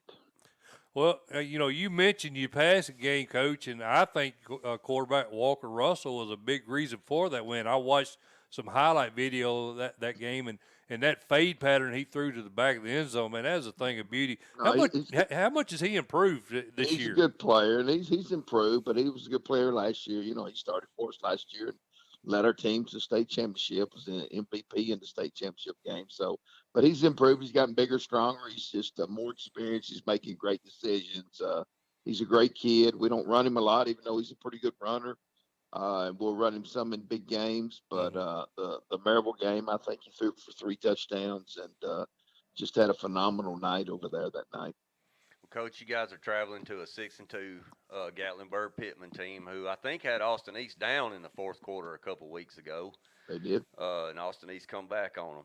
And they're led by that second-year head coach there, Derek Rang. And we commented on this earlier, Coach, that, we like Coach Rang because he's a competitor. Anybody that wants to come into that region with you guys, Austin East and Alcoa, he's got to be a competitor to even want to come into that region. There's no doubt. I mean, they did have Austin East on the ropes. He could just as well as beat them. Made a couple mistakes late in the game, but they've done a good job. They've got some good players up there, and they're playing well. They're confident, and I know they're really looking forward to us coming into their place tomorrow night. Well, Coach, he played at Maryville there under your old nemesis, George Quarles. Do you see any similarities in his style of coaching with Coach Quarles? Well, probably so. I think so, and I think anybody's worked under somebody like that will take a lot of good things away from him. And Derek's done a good job. He's done a good job everywhere he's been. He did a good job at East Tennessee. West Tennessee. Mm-hmm. So he's done some good things, and he's done a good job with that program so far. We're speaking by phone with Alcoa head coach Gary Rankin here on the Friday Main Event. Well, Coach Rankin, I've known you for a long time. Your whole career, man, you've been focused on running that football first. And I think some of your contributors, last year in your run game were Jalen McCord, who's obviously transferred out, and then Kevon Tyson. How's Kevon look for you this year? Tyson's played well. He's had a good year, and we've got a couple of sophomores. J.R. Jones has done a good job at tailback. Rodriguez has done a good job at tailback, and Tristan Blankenship, who's a big sophomore fullback, has done a good job. So we've had our freshman team probably was one of the best freshman teams we've had since I was here last year. 4 or 5 of those guys are starting now, and actually a couple of them knocked out some veteran players, just some really, really good athletes. And we're running the football well. Like I say, we're probably more balanced than we've been since I've been here. We're throwing the football really well. Well, Coach, we talked a lot about your offense, but you guys lost a couple of big-time linebackers in Jack Warwick and Davis Naples off of that championship team. Who are some kids that have stepped up and taken on leadership roles for you on that side of the ball? Well, Mitchell Kidd has stepped up, and he's playing well at linebacker. He played some last year. Shannon Mitchell, his dad played at Alcoa back in, I guess, 78, 79, or maybe 89, I guess, when they were real good. And Pete Brentwood Academy, I believe. And his dad went on and played at Georgia and played in the pros. So Shannon Mitchell's done a great job with us. And Tristan Blankenship, a big sophomore linebacker, has stepped up and done a good job. So that was one of our big concerns going into the season. We had most of our secondary back, had most of our D-line back, but linebackers we had to find. And those kids have stepped in there and done a great job. Well, Coach, I was watching some film on you guys, and I was impressed with how you're doing up front on your O-line. And I think good line play is always one of your staples. How many of those guys you got back next year? Well, we got 3 of them back, 3 or 4 of them back next year. So, we've got some seniors, but we're still a pretty young football team overall. And we've had good line play here the last bunch of years, I guess. And our defensive line is really a strong point for us right now, too. Okay. Go ahead, Mike. Oh, I'm sorry. I was going to ask him about his offensive line coach. You want? Yeah. Who you got? Who's your O-line coach? Brian Gossett, and Coach Harris coaches our offensive line. We got 2 guys that work with those guys, and we put a lot of emphasis on our offensive line up here, and we've always been, when we're really good, we've always been good up front. Right. And if you look around, I think it's pretty hard to find real good offensive lines in high school football. So We feel like we do a good job with those guys with that area, and we have some kids that are really dedicated and really take a lot of pride in playing offensive line for us. Well, Coach, you know, we were at Greenville last week for that Elizabethton game, and we talked to Coach Ballard, and actually we had Coach Salisbury on from Whitehaven. And one thing we talked to them about was we think the key to longevity and being successful is having a good staff and being able to keep those guys together. Who's on your current staff? Who's been with you the longest? Well, there's no doubt that's been one big plus for us has been our continuity and being able to hold on to coaches. And of course, we're a city school and our school system pays well and probably one of the top paying systems in the state. So it's with the amount of success we've had on the football field, most of our coaches have hung around. I've got 4 or 5 that's been here since I came in here 12 years ago. Brian Nix is our defensive coordinator. Brian's as good as there is anywhere in the state of Tennessee. He's a great. We lost him. We lost him. I think he might have been doing some research, Lee, right in the middle of that. Let me call him back right quick. I could hear him shuffling around with something. I think he may have accidentally hung up on us. We'll call him back. That's a good thing about YouTube. We can do that. It's ringing. Well. I'm sorry, the person you are trying to reach has a voicemail box. All right, and has well, not I been guess set up we'll yet. conclude Please that try interview your call then. again later. Coach. He may call us. Yeah, he may try to call us. He may be doing that. But Coach Rankin, great dude, man. We always enjoy talking to him. Well, buddy, that I'm guy, sure I know Coach Rankin. He's probably getting things together, trying to prepare for tomorrow night. He I know is. him. That guy he was just talking about, Coach Either Nix. that or he's eating some popcorn or something, one or the other. I couldn't tell for sure. Yeah, his D coordinator. Yeah, Coach Nix. He's the real deal. Yeah. Man, I was so hoping to get to ask Coach Rankin about his son Zeke. He's got 1 more year to go. Yeah. Buddy, I'd like to see him come back to Middle Tennessee and coach again. Well, that's one thing we wanted to ask him about. I kind of suspect, and we talked to him and his wife up there. What he just said, though, makes me change my mind. He said Money. the best freshman class he's ever had. Yeah. So he may stay. Yeah. I kind of thought when Zeke graduated that he would probably migrate back over this way. He's still got a lot of family. He does. Over on this All side of his the family's state. from over here. Right. And matter of fact, I think we talked to him and his wife up there in Cookeville. Mm-hmm. Was it last year? I think during one of the, 5A or 6A. We was on the sideline. Him and his wife were over there when we were talking. And I kind of suspect at some point in time they're going to head back over this way. Now, whether or not he comes over here to coach or not, I don't know. He's been doing it a pretty good while. Yeah, 418 wins. Yeah, exactly.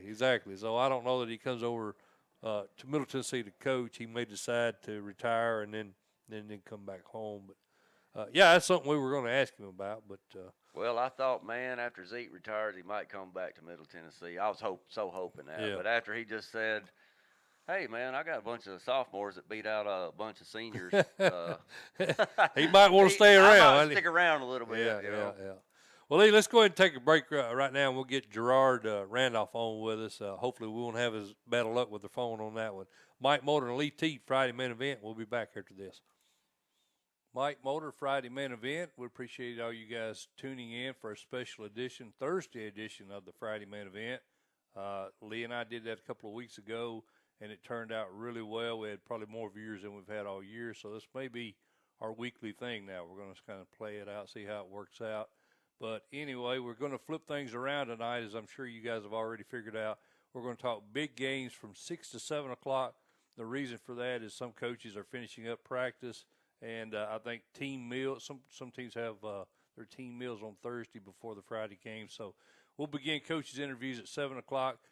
We started out with a good one. We got Gary Rankin, the all-time winningest coach in Tennessee high school football. He's now at 418. I think he has 13 state titles. Second segment, we'll have Gerard Randolph, head coach at Cornersville. Of course, he had his Bulldogs in the title game last year. 7 consecutive shutout games leading into tomorrow night's match with Huntland. We'll talk to Coach Randolph. Third segment, we got Matt Williams, a good friend of mine, Smyrna's head coach, his Bulldogs right in the thick of things in 6A. I think his team, they're pretty much sealed into second place. Cane Ridge, I think, has already iced that region, but we'll talk to him. Fourth segment, we head over to Columbia. We got Coach Charlie Lansdell, head coach of Columbia Academy. 3 Bulldog coaches, oddly. I did not plan that. It just worked out that way. We'll have Charlie Lansdell on, fourth segment. If you're watching this, you may or may not be aware, Friday Main Event also has a Facebook page. You can go to Facebook, search Friday Main Event, find our Facebook page. We'd appreciate you guys liking that page, and the reason why I say that, there's a possibility we go to Facebook Live next season instead of YouTube. We're still kicking that around, so I want you guys to go ahead and like that Friday Main Event Facebook page so you get, anytime we go live, you get notifications. We appreciate you doing that. For now, we need you to subscribe to the YouTube channel, and as always, we appreciate Coach T, Jim Thompson at CoachT.com, and our main sponsor. Those guys have been with us all year. The only pregame show endorsed by Coach T, and that's been a good situation for us, and I hope it's been a good situation for those guys as well. We appreciate Coach Thompson. But, again, Friday Main Event, special Thursday night edition. We will let you guys know during the week if that's something we plan to continue. Check us out, Facebook Live, on Twitter. We're at Tennessee Sports. You can follow us on Twitter and like our Facebook. For Lee Teat, Mike Mulder, Friday Main Event. Appreciate you guys.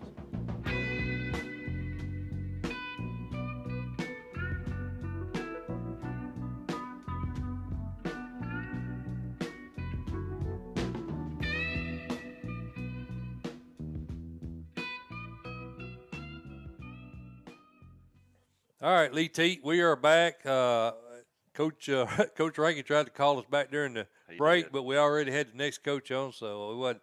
Coach Rankin, we wasn't dodging you, brother. We appreciate you jumping on with us, like I said in the text. So hey, we'll see you in Cookeville, buddy. Absolutely, there's no doubt about that. Speaking of Cookeville, Lee, we've got a good buddy of ours on that had a little experience there last season. We've got Cornersville head coach Gerard Randolph on with us. Coach, how you doing? Doing good, guys. How are y'all? We're doing excellent, Coach. Really appreciate you taking the time to jump on with us today. Yes, sir. I appreciate you guys. Now, Coach, I think people would say I was a little crazy if I didn't start this interview talking about this defense, man. 7 straight shutouts. What the heck are you guys doing? I can't even fathom you going 7 straight shutouts. Who's got the coordinator duties on that side of the ball? Elliot Cook has the coordinator duties on defense this year. He's very familiar with the defense.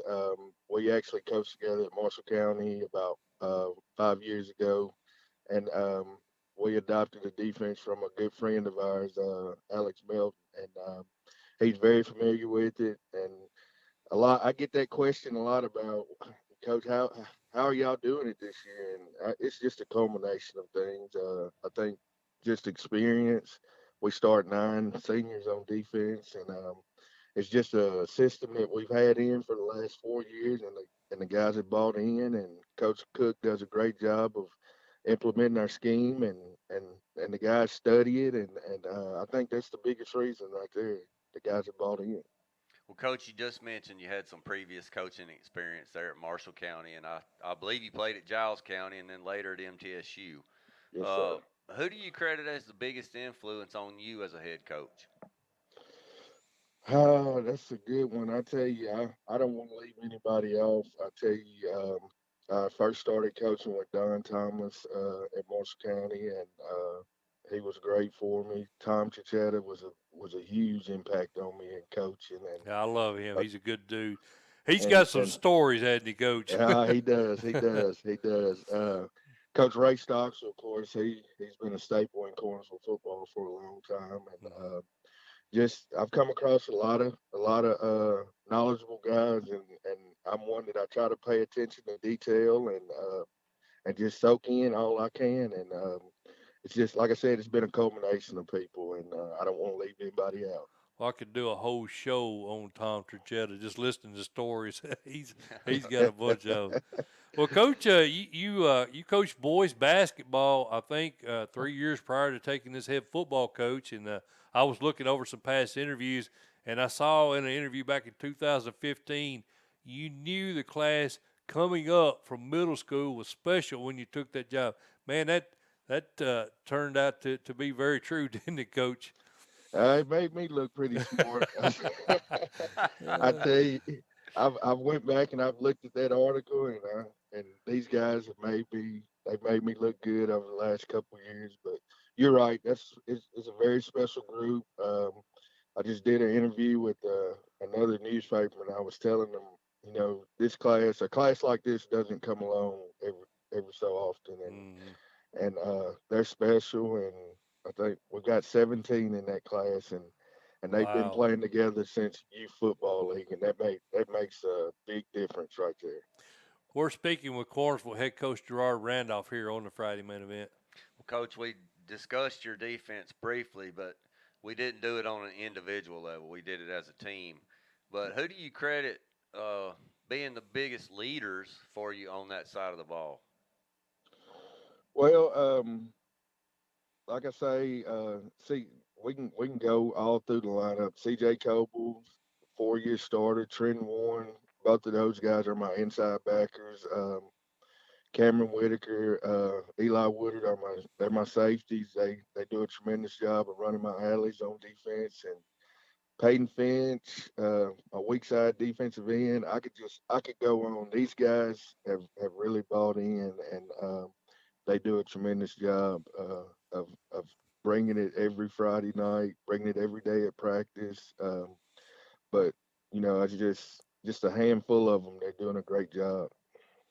Coach, on the opposite side of the ball, I really didn't know what direction you guys would go as far as who was behind center at the quarterback spot, but seems like you went the entire way this year with your senior Henley Mitchell, and I think he's done an outstanding job. Can you speak on Henley for a minute? Oh yes, sir. Henley's like you said, he's done a remarkable job this year. I hope he can continue his play. The biggest compliment that I can give Henley is, I mean, he's a smart kid, and he wants to play quarterback. He wants to do a good job for this team, and he's just prepared himself. He's taken a lot of coaching by me and his quarterback coach, Coach McMahon, and he's done everything we asked him to do, and it's paying off so far. Well, Coach, I think I read in the paper Eli Woodard ran the ball 4 times for 127 yards, 2 touchdowns. He caught a 39-yard touchdown pass. If that wasn't enough, he had an interception return for a score against Richland a couple weeks ago. How special is this kid? I mean, he's like a once in a lifetime kid, isn't he? He is. You hit it on the head. Very special.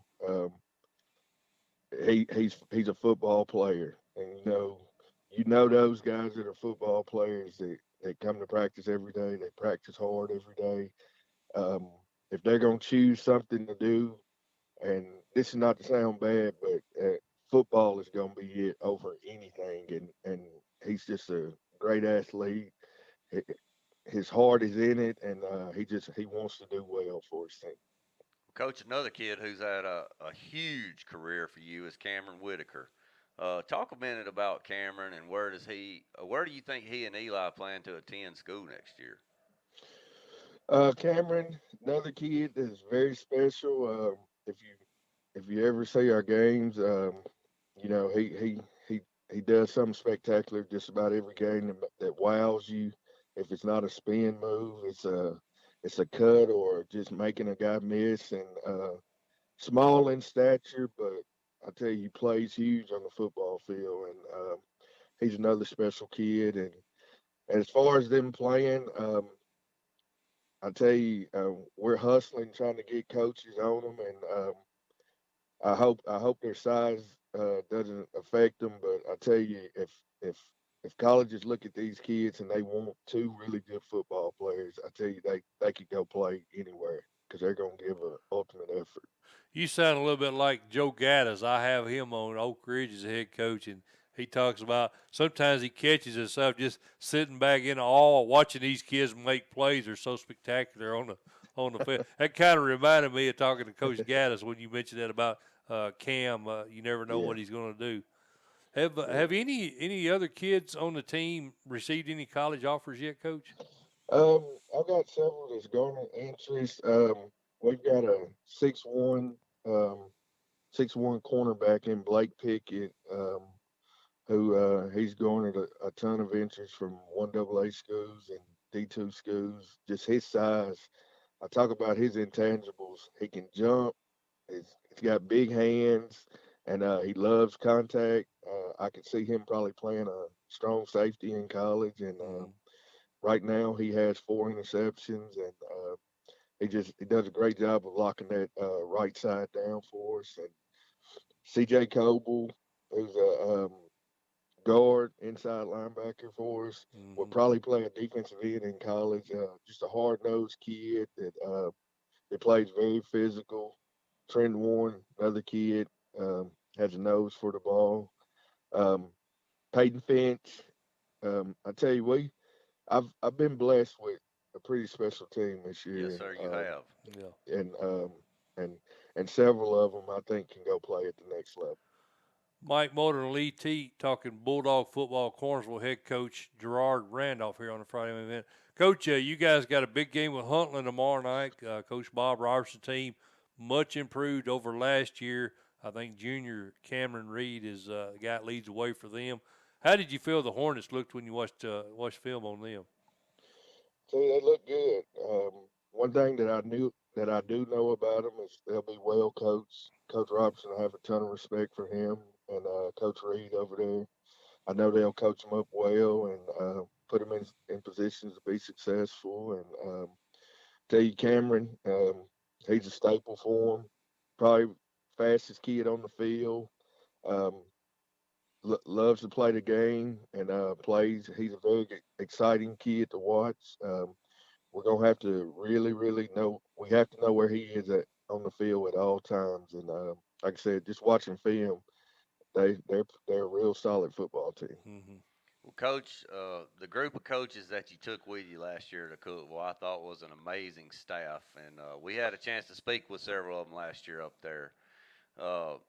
Have you got the entire staff back this season? I do not. I have everybody but one coach, Coach Aaron Pitts, who was my offensive coordinator last year. He took a job at Blackman. He's at Blackman right now as the I defensive knew, coordinator. yeah.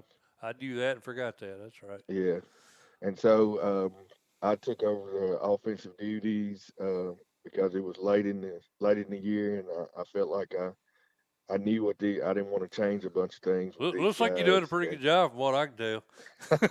Well, I'm trying. Yeah, I promise you, I am. Trying to put these guys in position to be successful. Well, Coach, some of the old fellas from the stands there in the north end zone, I communicate with those guys on Coach T, the Legends Corner, they call it. They said they wanted to make sure we told you how proud they are and what an amazing job you've done on and off the field, and they're very thankful to have you as a head coach. Well, I appreciate that, and if you'll let me, I just want to give a shout out to the community there in Cornersville. They've been awesome, and I wish you guys could get down to a game and just witness the atmosphere that goes on in Cornersville because it's second to none, and that's just the community buying in, and it's an awesome place to be on Friday night. You keep on winning, brother, and we'll go figure out a way to get down there. How's that sound? Hey, it sounds good. Sounds good. Well, Coach, again, man, Lee and I, we really appreciate you jumping on with us. Sorry it didn't work out week one. We were working through some bugs, but we was glad we was able to get you on. And That's right. as always, man, good luck to you, and hopefully we can talk to you again soon. Yes, sir. Thank you guys for all you do. All right. Thanks, Coach. Thanks, Coach. We'll holler at you soon, buddy. All right. Thank you. All right, Lee. I like that dude. Cornersville got lucky right there, man. They found a diamond in the rough. He was the basketball coach. Head football job came open. He went to him, and he had some assistant experience and told him he was interested in the job, and they hired him. Man, what a great hire.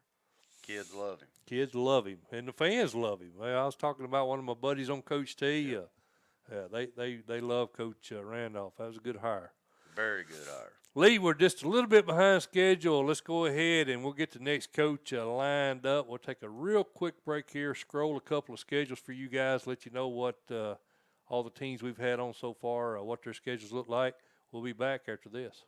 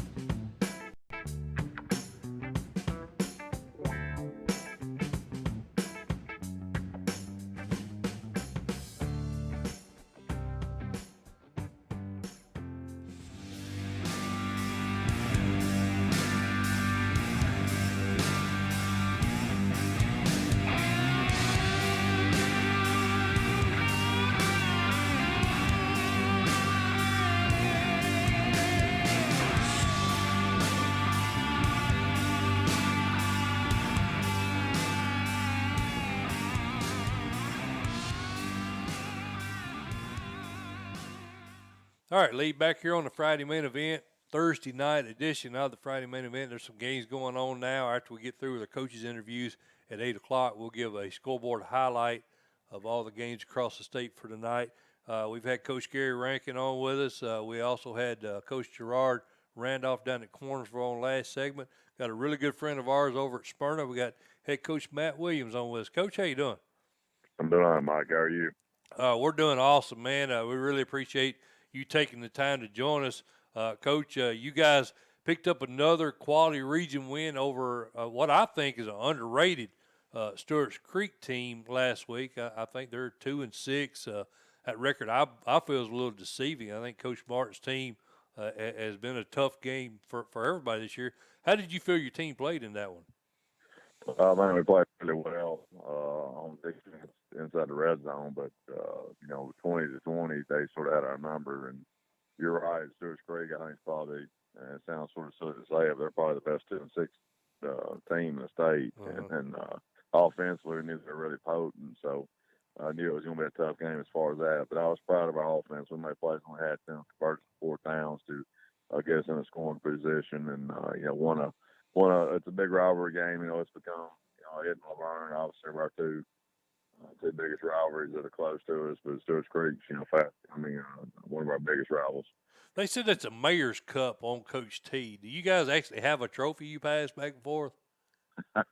They may have one. I guess the mayor's got it because I hadn't seen it. I don't know. I guess I have to ask Mary Esther Reed if she's got it. Maybe I can go. She's got your cup, doesn't she?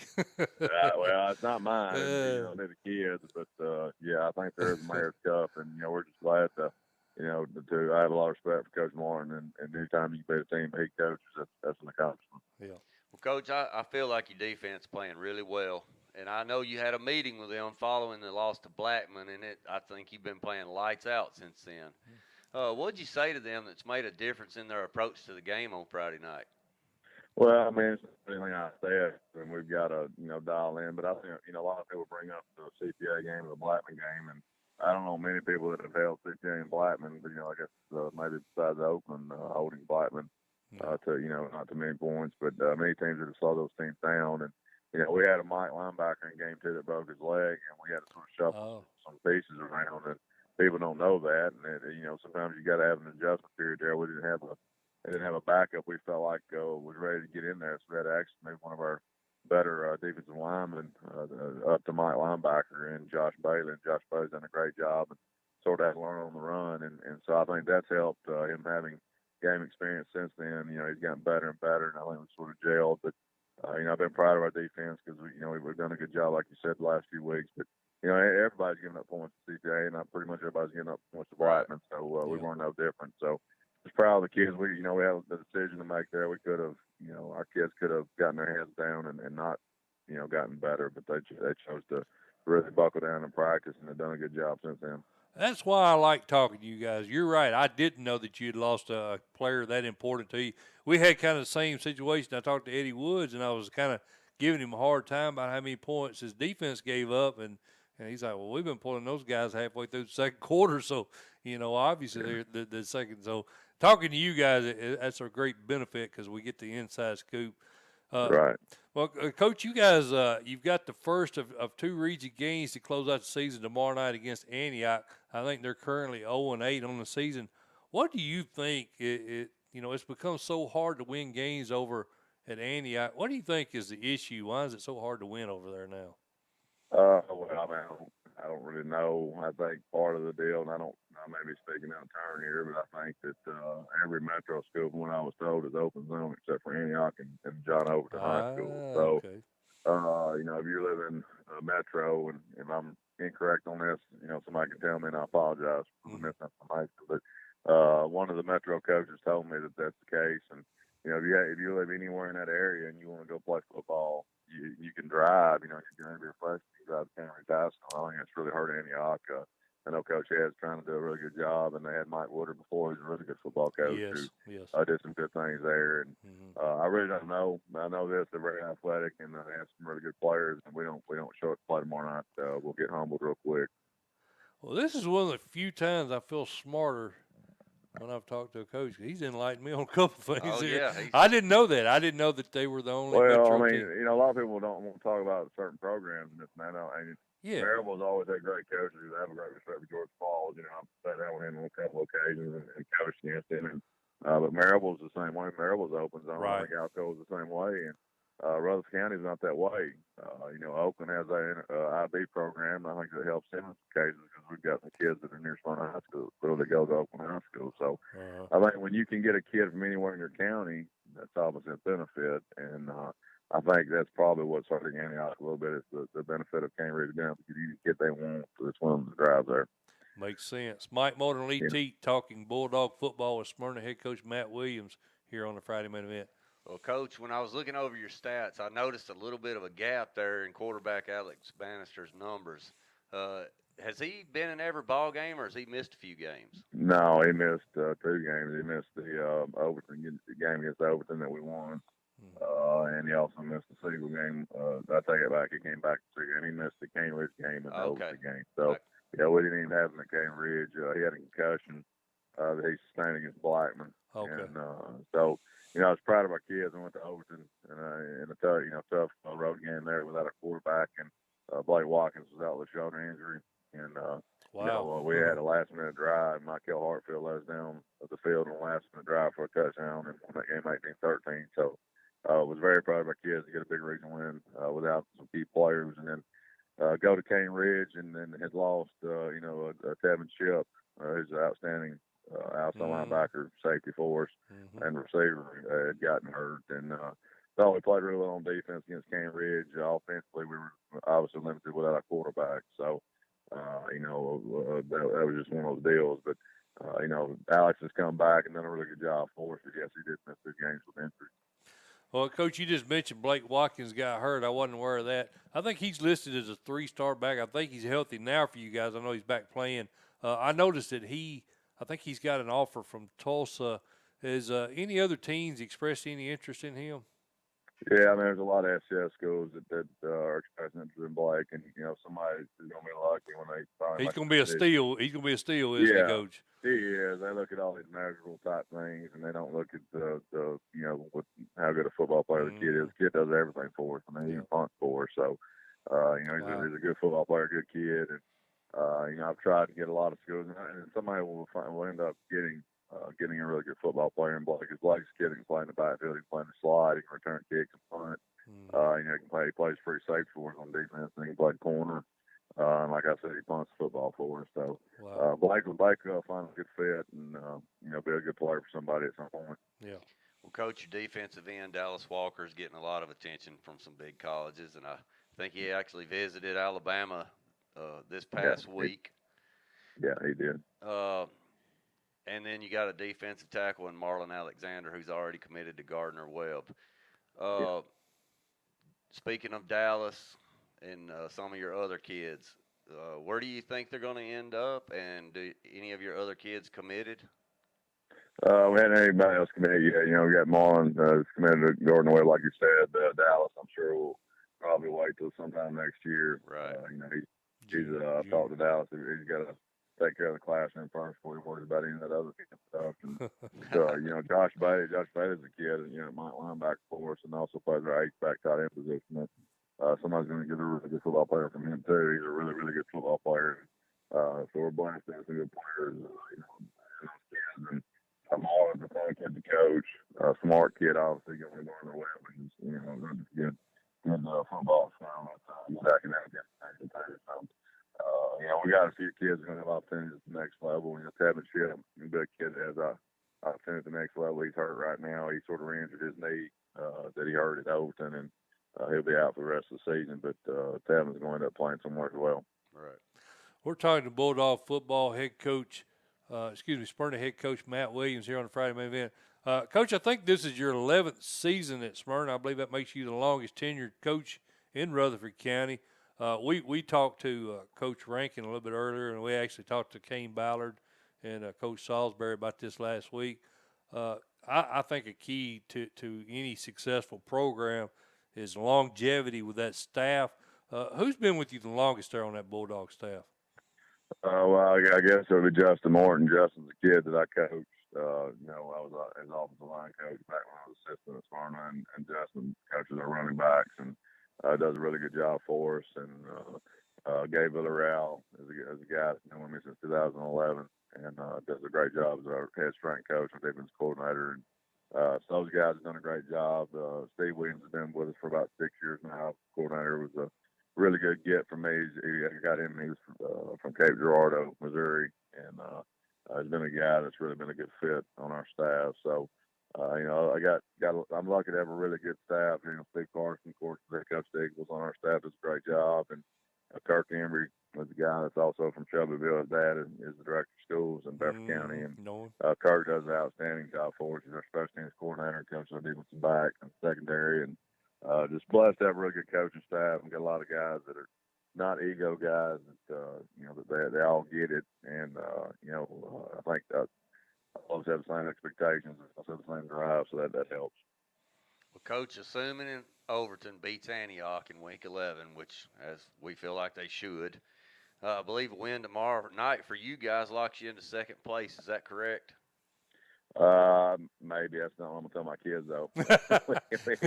You know, we don't want to. We want to be, you know, finish the best we can be. I think we'll be 7-3. That's what we want to be. So, right. I think you're maybe scenario wise. I think you're correct. I hadn't really looked at a lot of that. I think one of my assistants told me that, but you know, we've talked to our kids about wanting to peak at the right time, and as we go in the playoffs, we want to be playing the best football that we have all year. So. We'll try to go down there tomorrow and, you know, a tough environment. I'm sure it'll be a weird environment to play in tomorrow night. And, you know, try to get them to move it to the night. They didn't want to do that. So I guess I'll pack the reins in and we'll go over and try to get a win. Well, Coach Williams, man, we really appreciate you taking time to join us tonight. Lee and I just want to know, you know, your family's in our prayers. I know you got a lot going on. And, you know, anything we can do, feel free to reach out to us, buddy. I will. I appreciate y'all having me on tonight. All right, Coach. Good luck to you, buddy. We'll holler at you again soon. All right. Y'all have a good one. All right. Thanks, Coach. All right, Lee. Coach Matt Williams, he's as good as they come, buddy. And I know you're big on him as well. Yeah, I tell you what, man, he's down to earth as you're going to find, and he's a high moral character man. Mm-hmm. And I tell you what, if I lived in this, you know, area and I had a kid that was wanting to play football, I know there's a lot of good teams in Rutherford County, but if you want a good mentor, right, and somebody who's really cares about your kid, mm-hmm. Coach Williams is the man. Yeah, I agree with you, Lee. All right, brother. Well, let's take our last break here at this point. This is the Friday Main Event. Mike Mulder, Lee Teat. We're going to go ahead and get Coach Charlie Lansdell on with us. We appreciate you guys tuning in. We'll be back right after this. Mike Mulder, Friday Main Event. We appreciate all you guys tuning in for a special edition, Thursday edition of the Friday Main Event. Lee and I did that a couple of weeks ago, and it turned out really well. We had probably more viewers than we've had all year, so this may be our weekly thing now. We're going to kind of play it out, see how it works out. But anyway, we're going to flip things around tonight, as I'm sure you guys have already figured out. We're going to talk big games from 6 to 7 o'clock. The reason for that is some coaches are finishing up practice, and I think team meals, some teams have their team meals on Thursday before the Friday game. So we'll begin coaches' interviews at 7 o'clock. We started out with a good one. We got Gary Rankin, the all-time winningest coach in Tennessee high school football. He's now at 418. I think he has 13 state titles. Second segment, we'll have Gerard Randolph, head coach at Cornersville. Of course, he had his Bulldogs in the title game last year. 7 consecutive shutout games leading into tomorrow night's match with Huntland. We'll talk to Coach Randolph. Third segment, we got Matt Williams, a good friend of mine, Smyrna's head coach. His Bulldogs right in the thick of things in 6A. I think his team, they're pretty much sealed into second place. Cane Ridge, I think, has already iced that region, but we'll talk to him. Fourth segment, we head over to Columbia. We got Coach Charlie Lansdell, head coach of Columbia Academy. 3 Bulldog coaches, oddly. I did not plan that. It just worked out that way. We'll have Charlie Lansdell on. Fourth segment. If you're watching this, you may or may not be aware, Friday Main Event also has a Facebook page. You can go to Facebook, search Friday Main Event, find our Facebook page. We'd appreciate you guys liking that page, and the reason why I say that, there's a possibility we go to Facebook Live next season instead of YouTube. We're still kicking that around, so I want you guys to go ahead and like that Friday Main Event Facebook page so you get, anytime we go live, you get notifications. We'd appreciate you doing that. For now, we need you to subscribe to the YouTube channel, and as always, we appreciate Coach T, Jim Thompson at CoachT.com, and our main sponsor. Those guys have been with us all year. The only pregame show endorsed by Coach T, and that's been a good situation for us, and I hope it's been a good situation for those guys as well. We appreciate Coach Thompson. But, again, Friday Main Event, special Thursday night edition. We will let you guys know during the week if that's something we plan to continue. Check us out, Facebook Live, on Twitter.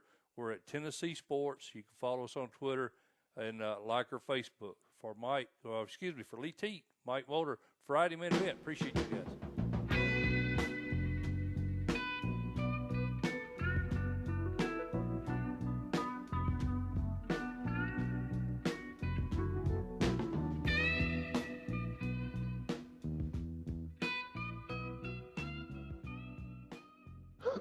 All right, Lee Teat, we are back here on the Friday Main Event, Thursday night edition. Some games going on already. After we get through talking to our next coach, we'll go ahead and give a scoreboard rundown. We've had a good show. We had Coach Gary Rankin on, Alcoa. We had Gerard Randolph, Cornersville's head coach on. We just got off the phone with Smyrna head coach Matt Williams. Got another one of our favorites on with us now. We got Coach Charlie Lansdell of Columbia Academy. It's not Clarksville Academy, right, Coach? That's right. It's not Clarksville Academy. It's Columbia Academy. Apparently, I inadvertently tagged the wrong team when I sent a tweet out earlier. You just got to overlook me, man. I'm kind of old. My eyesight that's all right. Ain't too that's good. All right. Well, Coach, we really do appreciate you jumping on with us. I guess this will be the Bulldogs' last run in Division I, or at least at a state title. You guys go over to Division II next year. How healthy are you guys closing out in on this postseason? Yeah, we're excited. You know, we got a couple more games here left in the regular season and Division I, and get to enjoy these playoffs, playing these teams that we played for years, and you know, built relationships and stuff like that with. But we're excited about going in Division II and look forward to that. Know it'll be a different challenge, and there's a lot of different things that go along with that, but we want to close this thing out right, you know, win that region championship and get the number 1 seed and see what we can do going into the playoffs. There you go. Well, Coach, speaking of that move to Division II, I know this year you guys have played several Division II teams in Nashville Christian, Lipscomb, and FRA. Right. I know Nashville Christian is a single A, and the other 2 are double A. Do you know yet where Columbia Academy, I know it's D2, but which division will you be in? Yeah, we'll be single A. Okay. Yeah, we'll be single A going west. Okay. And the single A division next year.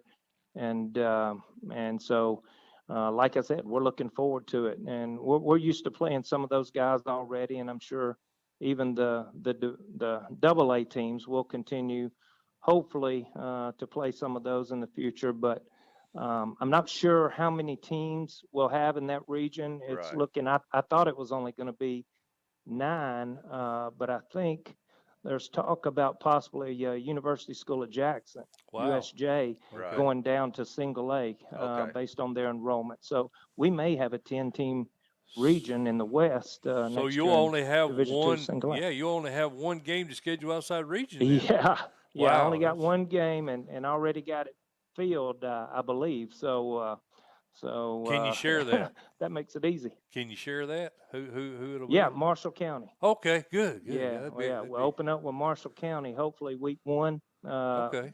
Coach Osteen and I have a good relationship, He's a and good guy. Yeah. he is a great guy. He's going to help me coach in that All-Star game coming up in December, and Oh, and okay. so anyway, we got a good relationship, and we know that'll be a challenge playing a quality team like that, and get us ready. Yes, sir. Speaking of quality teams, you guys played a pretty good Eagle team last week.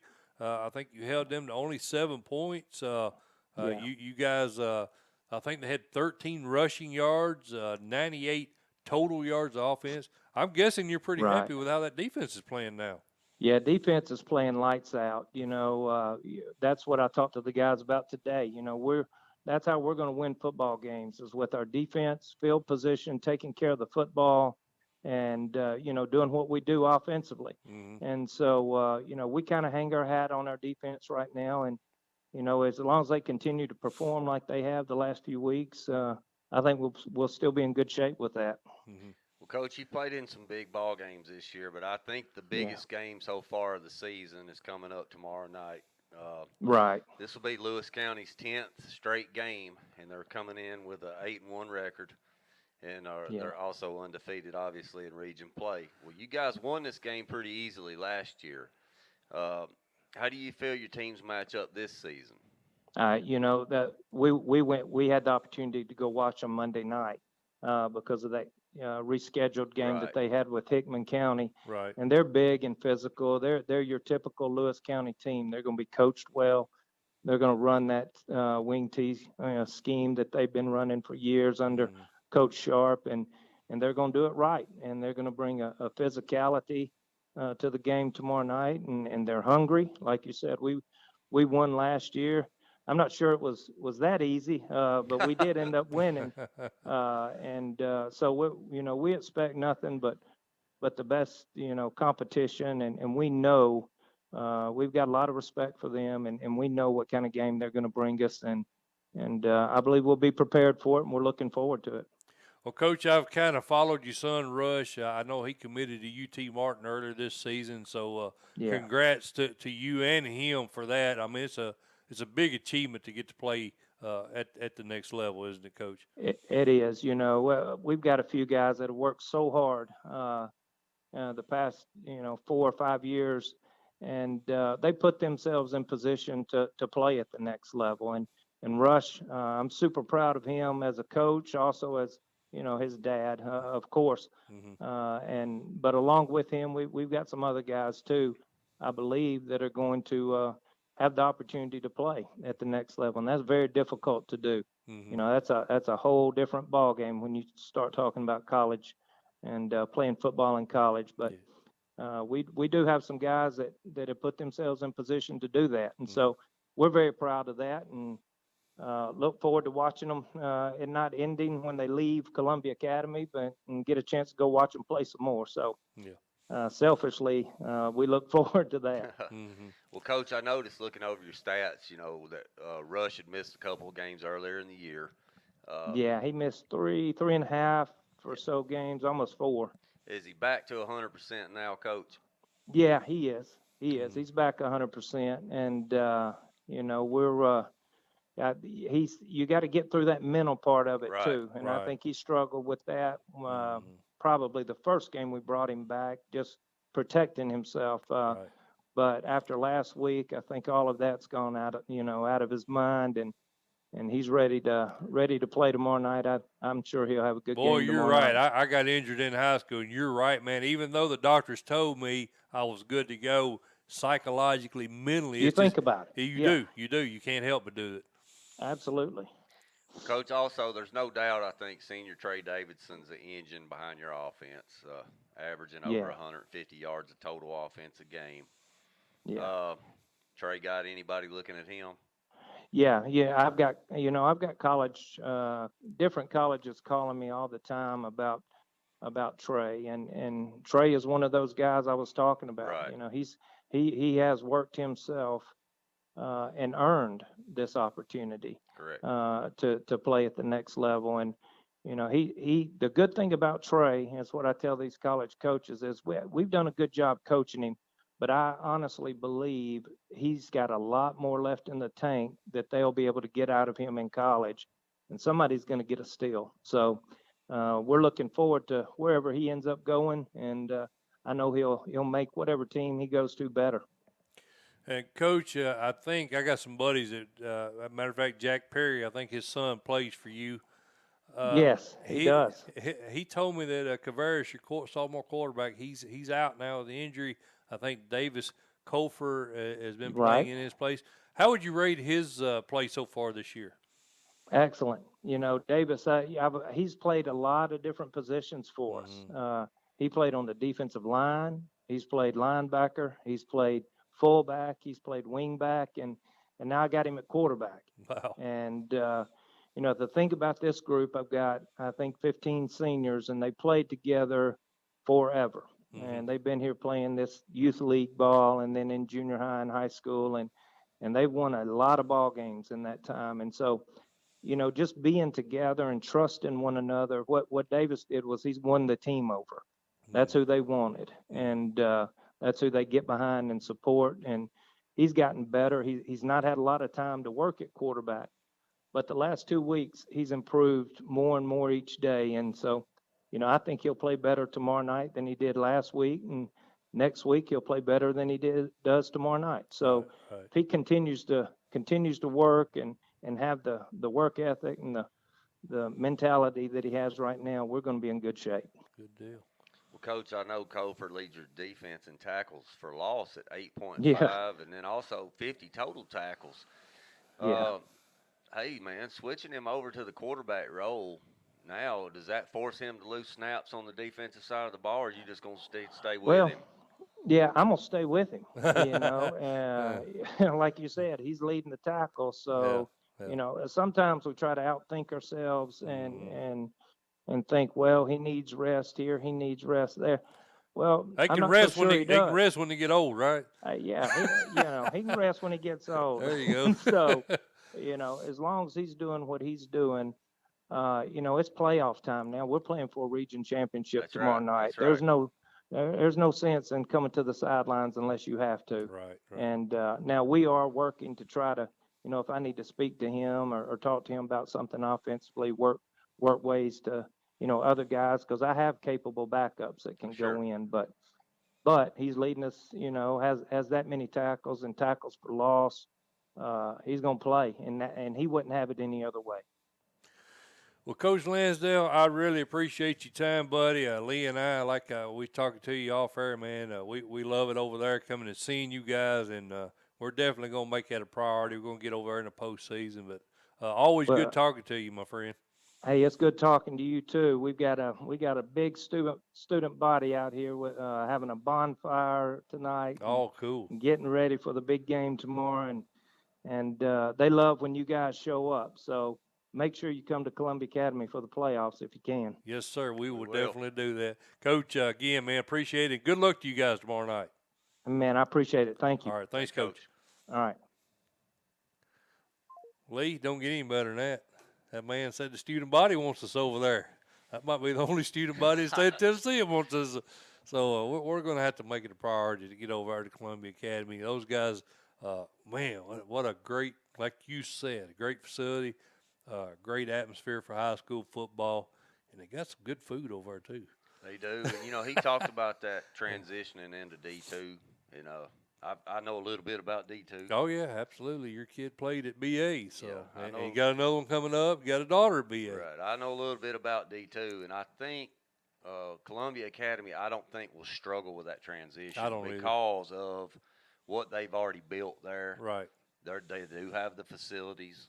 They have the capability of making that transition, and I think it's going to be a good transition. Now, are they going to win as many games as they're winning right now up front? Maybe not, Right. but I think they're ready and more than capable. Yeah, I agree with you. And they got a good man at the helm. That's where I was headed. That's exactly what I was thinking to say. He's a really great coach, and as he mentioned, he's got a good staff together. That's right. There at and that's what it's all about. I mean, you talk to any coach that's been in it very long, they're going to tell you the same thing. That's exactly right. Lee, it's 8 o'clock, so let's do a scoreboard rundown for the folks that are still with us, and we appreciate those of you that are still with us. We'll give you a scoreboard rundown real quick.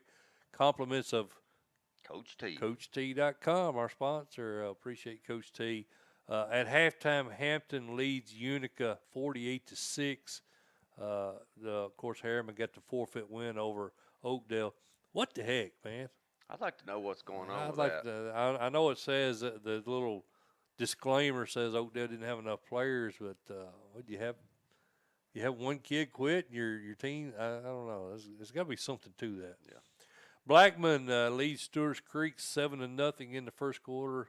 That's the latest score. I would assume that it's a little bit further along than that. We got 7-0 Blackman right now, and we talked about that with Matt Williams. Stewart's Creek's a good ball team, so I don't think this game gets as out of hand as what I think Blackman wins. Yeah.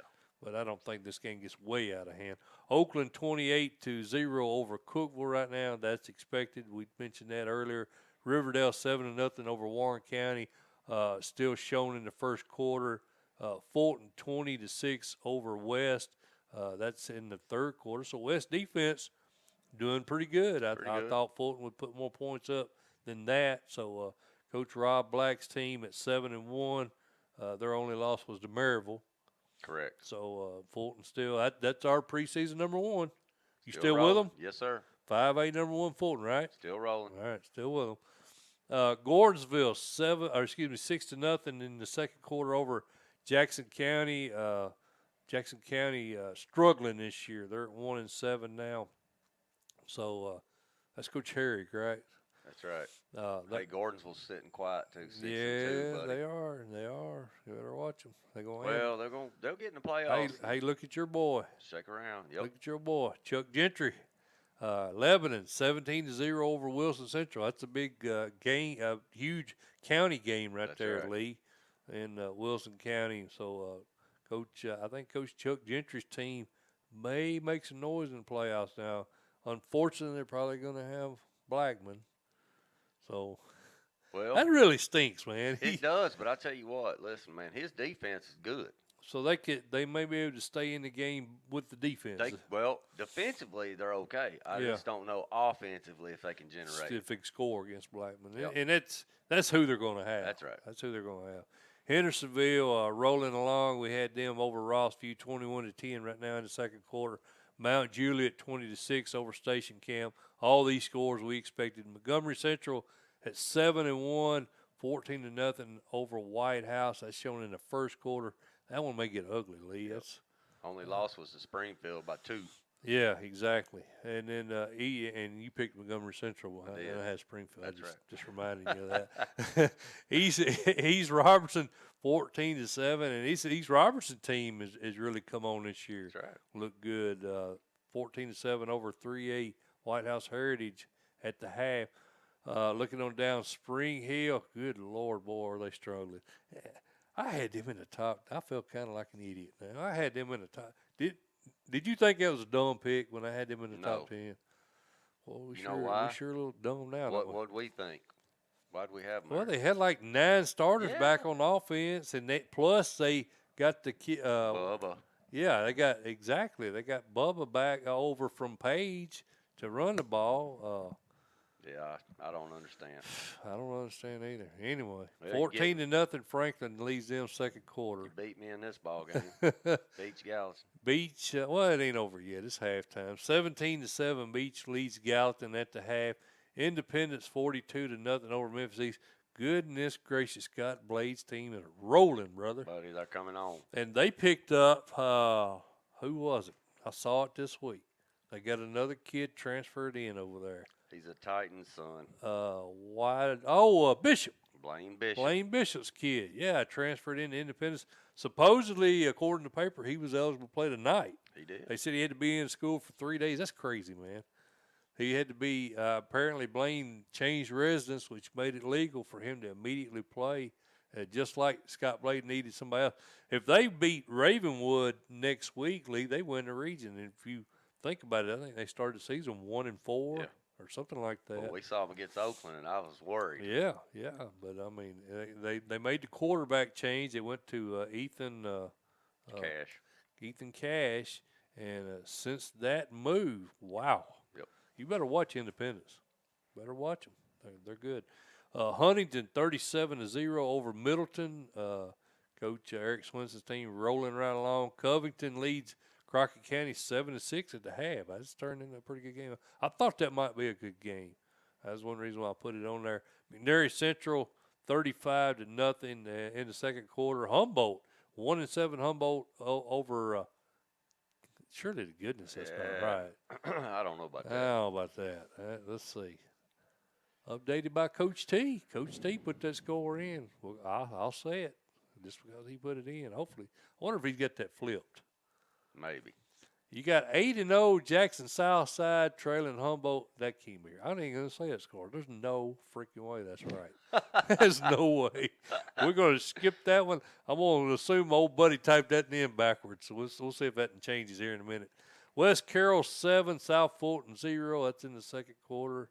And the last score we got Friendship Christian 28, Middle Tennessee Christian 6. That's right. Friendship's a pretty solid ball team. They I are. think Trousdale beat them, didn't they, Lee? I can't remember. Yeah, I think Trousdale County beat them earlier in the year. So Yeah.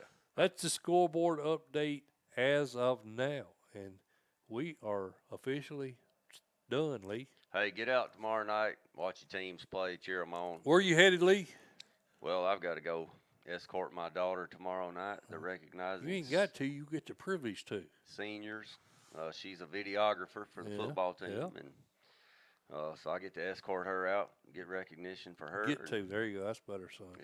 And proud of her. Happy belated birthday to Maggie. Her birthday was yesterday. Turned 18, so Yep. it's been a good week. Been a good week. Good deal. I think I'm going to head to Page, Lee. It's gonna be a good one. Although after talking to Charlie Lansdell, I may head over there. I might have a fan base over there. I don't have one anywhere else. I might have to go over to CA. Well, Cornersville. Cornersville, Coach Randolph's wanting to If it's spend that raining, you could get to CA and get Hey, buddy, that's right. You know where you end up. That's It's right. raining over Up there. there with all that food in the press box. That's right. That'll probably be the determining factor. Coach Lansdale may be over there if it's raining, brother. Friday main event. Subscribe to our channel, please. And we do have a Friday main event Facebook page, so we need you guys to go to that. Just go to Friday main event, look us up, search it in, Friday main event. Like our Facebook page. Lee and I have been doing a lot of Facebook Live here lately, so do that. Catch us on Facebook. Catch us here on YouTube. And we'll see you guys on Coach T. Many of you guys, I'll talk to you on Coach T, so we'll be doing that as well. For Lee Teed, I am Mike Moulder. This is a Friday main event. We'll see you guys next Thursday. We're going Thursday again? Let's do it. Keep in touch. Watch. Right now, we're going to say Thursday. If we change that, we'll let you know. Tennessee Sports on Twitter. Mike Moulder, Lee Teed, we're out.